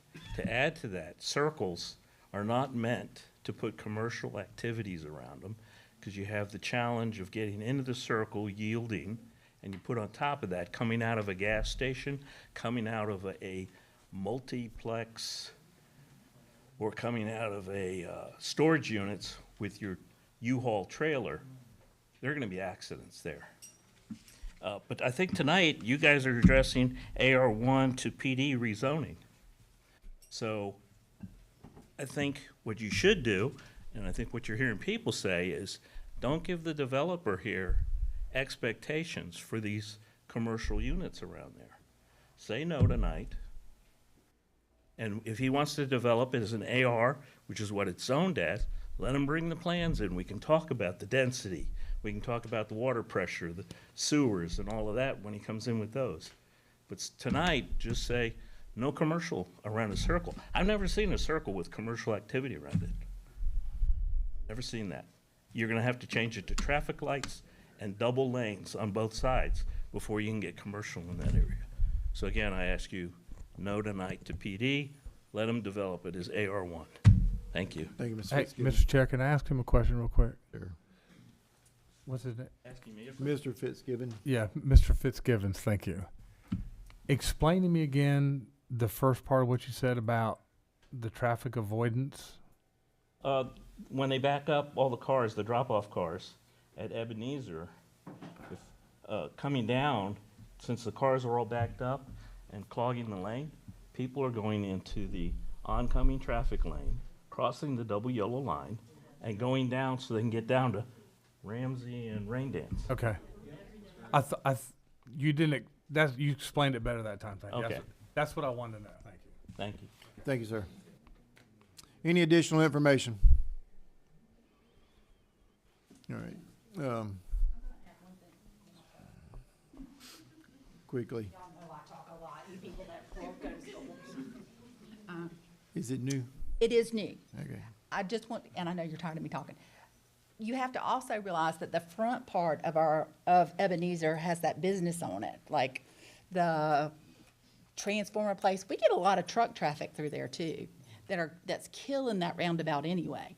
So that's making more congestion too. So I know they're talking about that, and they need to clean up our roundabout because it's got grass growing on it. So I will add this, and not playing devil's advocate, but we all call it Ebenezer Road, but it's actually Highway 275. It is a state highway, Georgia state highway. We don't see it that way, but that's what it technically is. So, all right, we're gonna close public comment. Mr. McKenzie, do you have anything you wish to address before the board starts talking? Not specifically. I appreciate all the comments, and I've been taking a lot of notes. You've been writing a lot. Yep. Thank you. Do you have any questions at this time? Anybody? My only question is there enough questions that you want to continue to ask us for a vote tonight, or do you want it to have a chance to respond to some of them? Yeah, I mean, I think the right thing to do is in lieu of a vote, let us go back and address these items and then come back, at another meeting.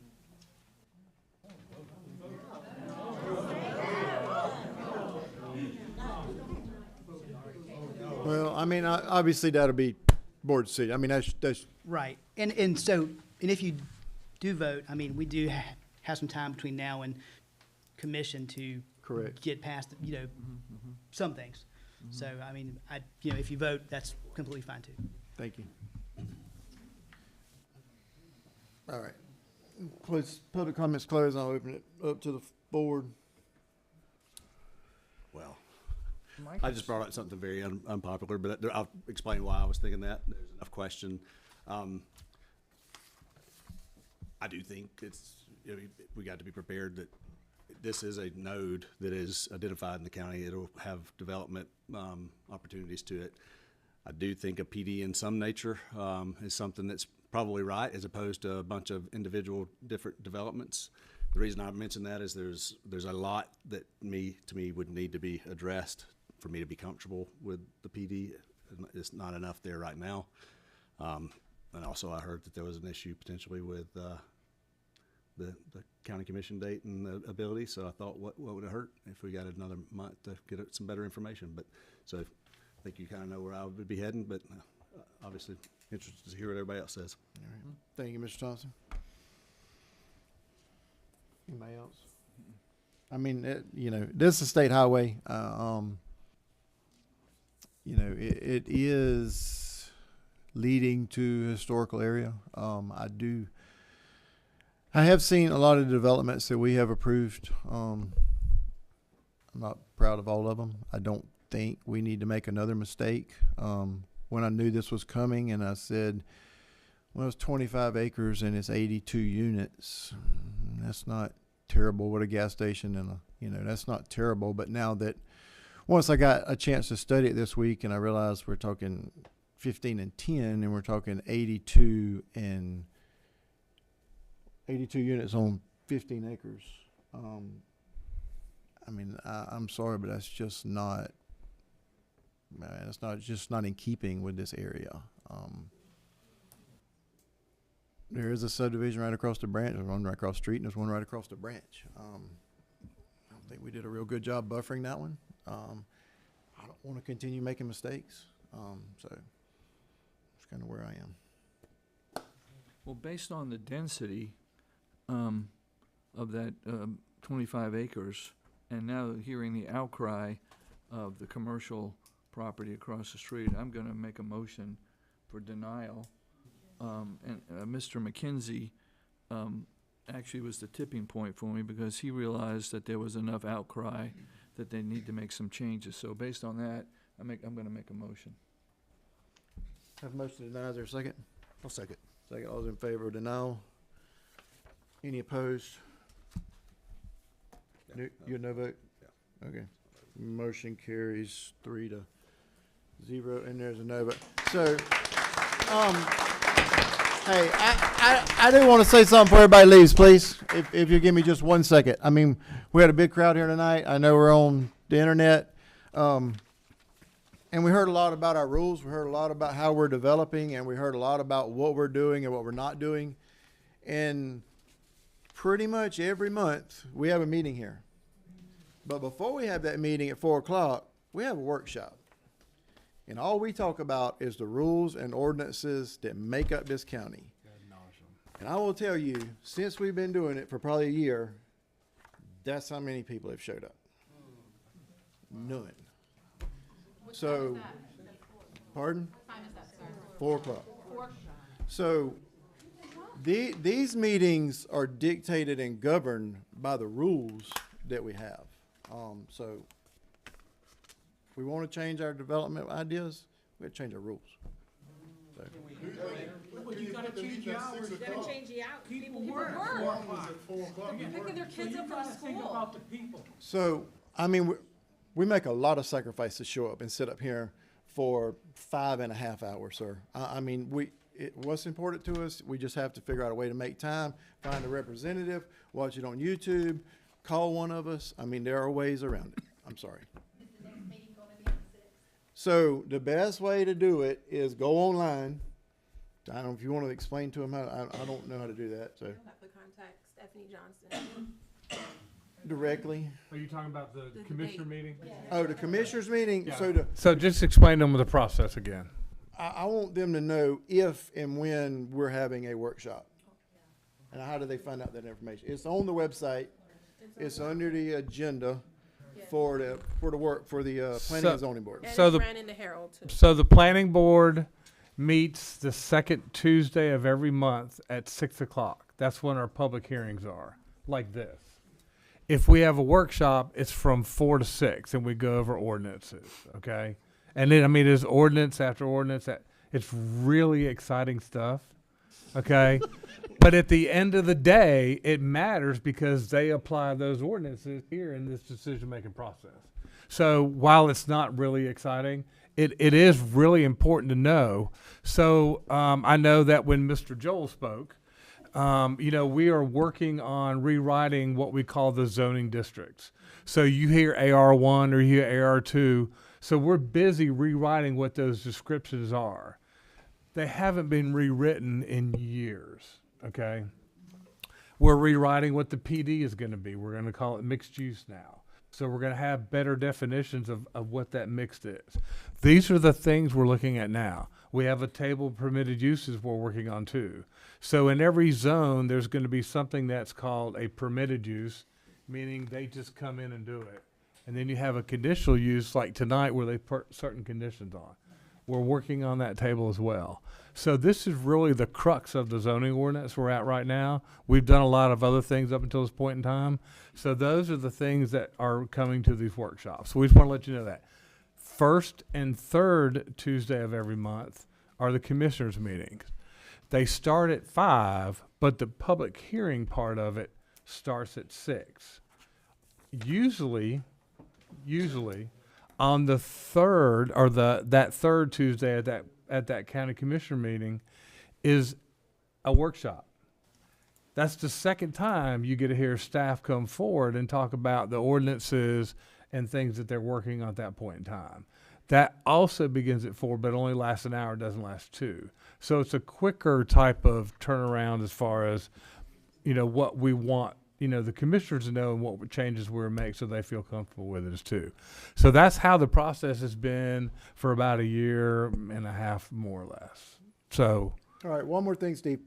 Yes, sir. How does, what's going to happen with possibly this meeting and the open house, or excuse me, the commission meeting? And So, I thought Mr. Thompson had the best idea in the world.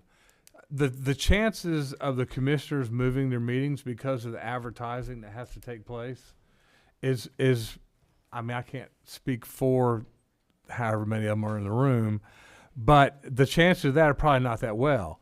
If you would have tabled this for 30 days and come back to it, then there wouldn't have been the conflict. And that's what Mr. Thompson was trying to get done. The chances of moving the county commission meeting are they're difficult to do. That's all I'll say. I'm not saying it can't be done. I never say never. I've been around a long time. Never say never doesn't work. Okay. But it would be difficult to do that. So we've already advertised, which is a requirement by the state. All the things you've heard tonight are advertised for a certain meeting.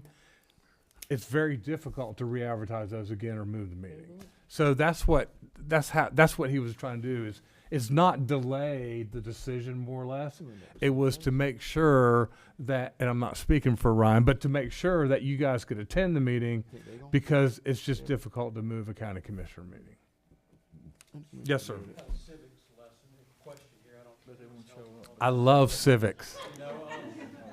So recommendations made, what do the commissioners do with that? Do they don't follow that, or?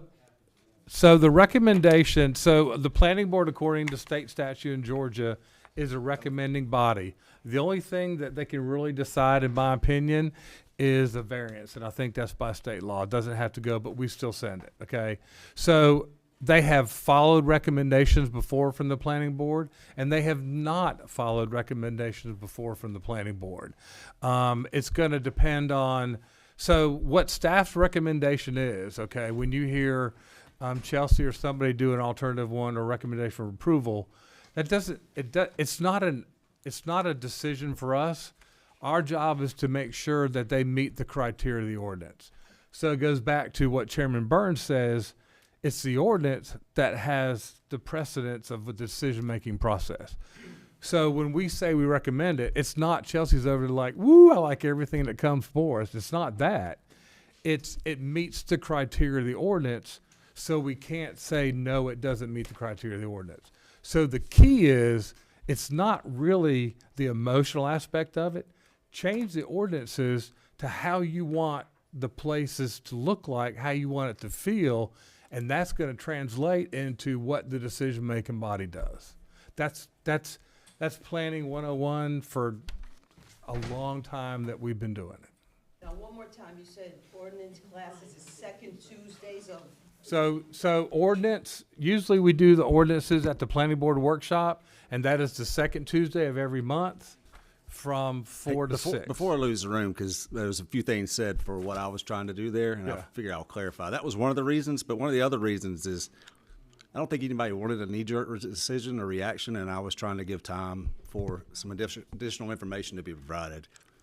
I think time sometimes is necessary to get more information, and I think that would have been a good thing. Whether or not the county commission meets and defers, that would have been a benefit potentially, but that's not exactly why I was proposing it. I thought there was a legitimate reason to do so. Well, they can still come back again and bring new proposals. As a private property owner, you have the right to request a rezoning yearly. Yeah. if you're denied, you wait, what, 6 months? 6 months. Yeah. 6 months. Yearly. So if they're denied, Private property rights. so if they're legally denied at the county commissioner level, they cannot bring it back forward until after a 6 month period of time. And that's not only this, but anything. Yeah. Mr. Chairman, can I make a quick announcement? I heard a lot of concerns about safety for traffic. We do have a Safe Streets for All public input meeting on July 17th at the Clarence E. Morgan at 5 o'clock. The county is doing a safety study for the entire county, and this is an opportunity to vocalize any safety concerns you may have for traffic and, you know, for it to be considered as part of the master plan. So I encourage you guys to make an appearance 5 p.m. at Clarence E. Morgan. Mr. Chair, you have one more comment out here. I do. When you were speaking about the commissioners may or may not agree with what was decided tonight, why would they not agree with what happened here tonight? And what would we have to do if they decided that they were gonna go ahead and okay that? Vote for somebody else. So, sometimes, as Mr. Thompson pointed out again, there's other things that are adjusted between the time they come to the planning board and the time they come to the commissioners. So there's that happens quite frequently where a buffer is not long enough or large enough. The density is too much. They adjust the density. A lot of the comments are heard by the applicant, and they adjust their application accordingly. But basically, we would all have to come back at the commissioners' meeting and do this again. It is a public hearing of which you are recommended to attend. Public hearing. Process for public input. Yes, and that is the formal process. So just so you're clear on something else too. So we're required by law to put that sign out that says, hey, there's going to be a rezoning, right? Big yellow sign. We're required by law to advertise in the Effingham Herald. How long? 2 weeks? Not less than 14 days, not more than 25. We're required by law to do that. The notifications that Effingham County Planning and Zoning sends out to the surrounding property owners within 200 feet, that is a courtesy notice that we're not required to do, but we have chosen to do that to make sure you guys show up at these meetings. That's how we want everybody there. Because I can tell you, if you notify the first 200, there's going to be another 1,000 feet that are going to be notified because everybody's neighbors, right? You're going to tell you got to be here, you got to be here, you got to be here. The first two are required by statute, but the commissioners allow us the opportunity to notify you and send out the letters to do it. So just to let you know how that's clarified, how that's done, okay? So if some of you were at 200 feet and you got a notice saying, hey, you got to come to this rezoning, if some of you at 300 feet, you didn't get it, you feel slighted, we only do the first 200, but we know folks have a tendency to tell other folks to show up at the public hearing. All right, this time I'm going to give everybody a brief moment if they want to leave. If not, we're going to move on with our meeting. So, thank you.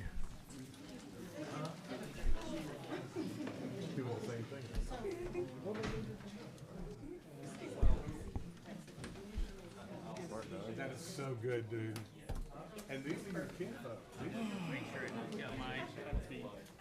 I know, that was shame. Yes, sir.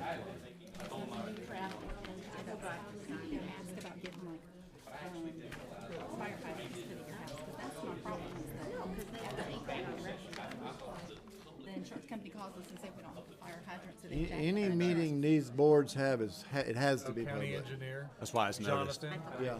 Because, I mean, that's the reason you get in trouble with like quorums and things like that. I mean, everything. Without it being We can't even go behind those doors closed. I mean, if we're back there, you can come back So there. it's supposed We can't to- do anything.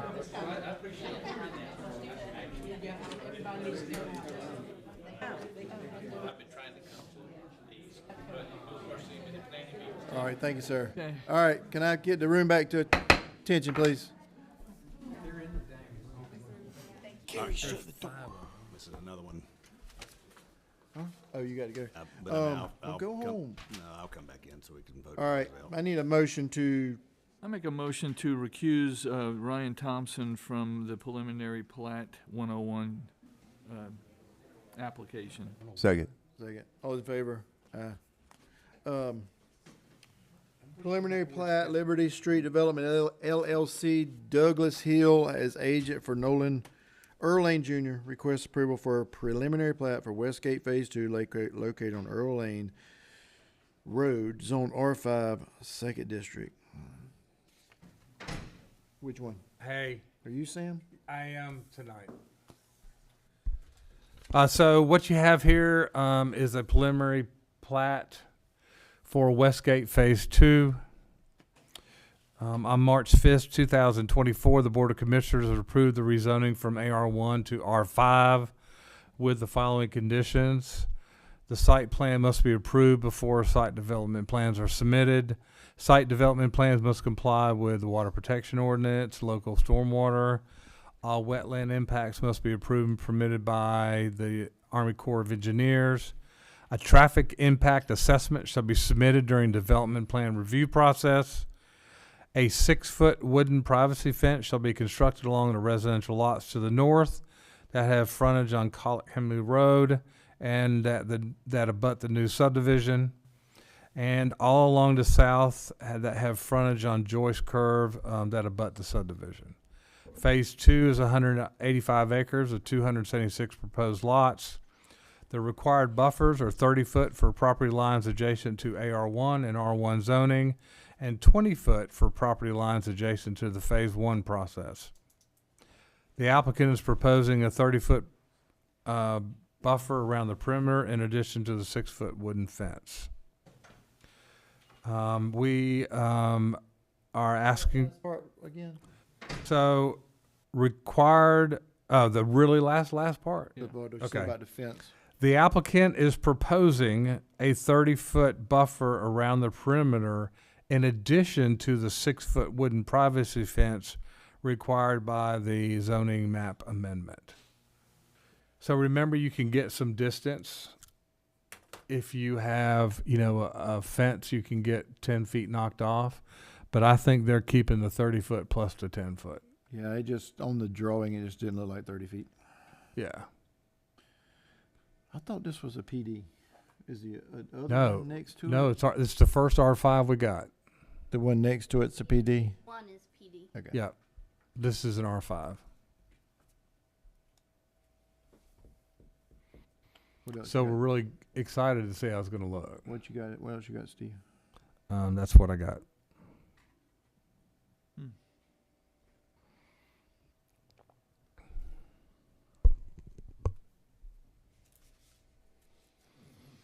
So the access to it's on Colic Helmley, and it doesn't go out to Hodgeville? No. Oh, it goes into a subdivision. It does. It goes through that other, Westgate, well, that's Earl Lane. yeah. Earl Lane travels from Colic Hilmy to Hodgeville. Earl Lane, you're right.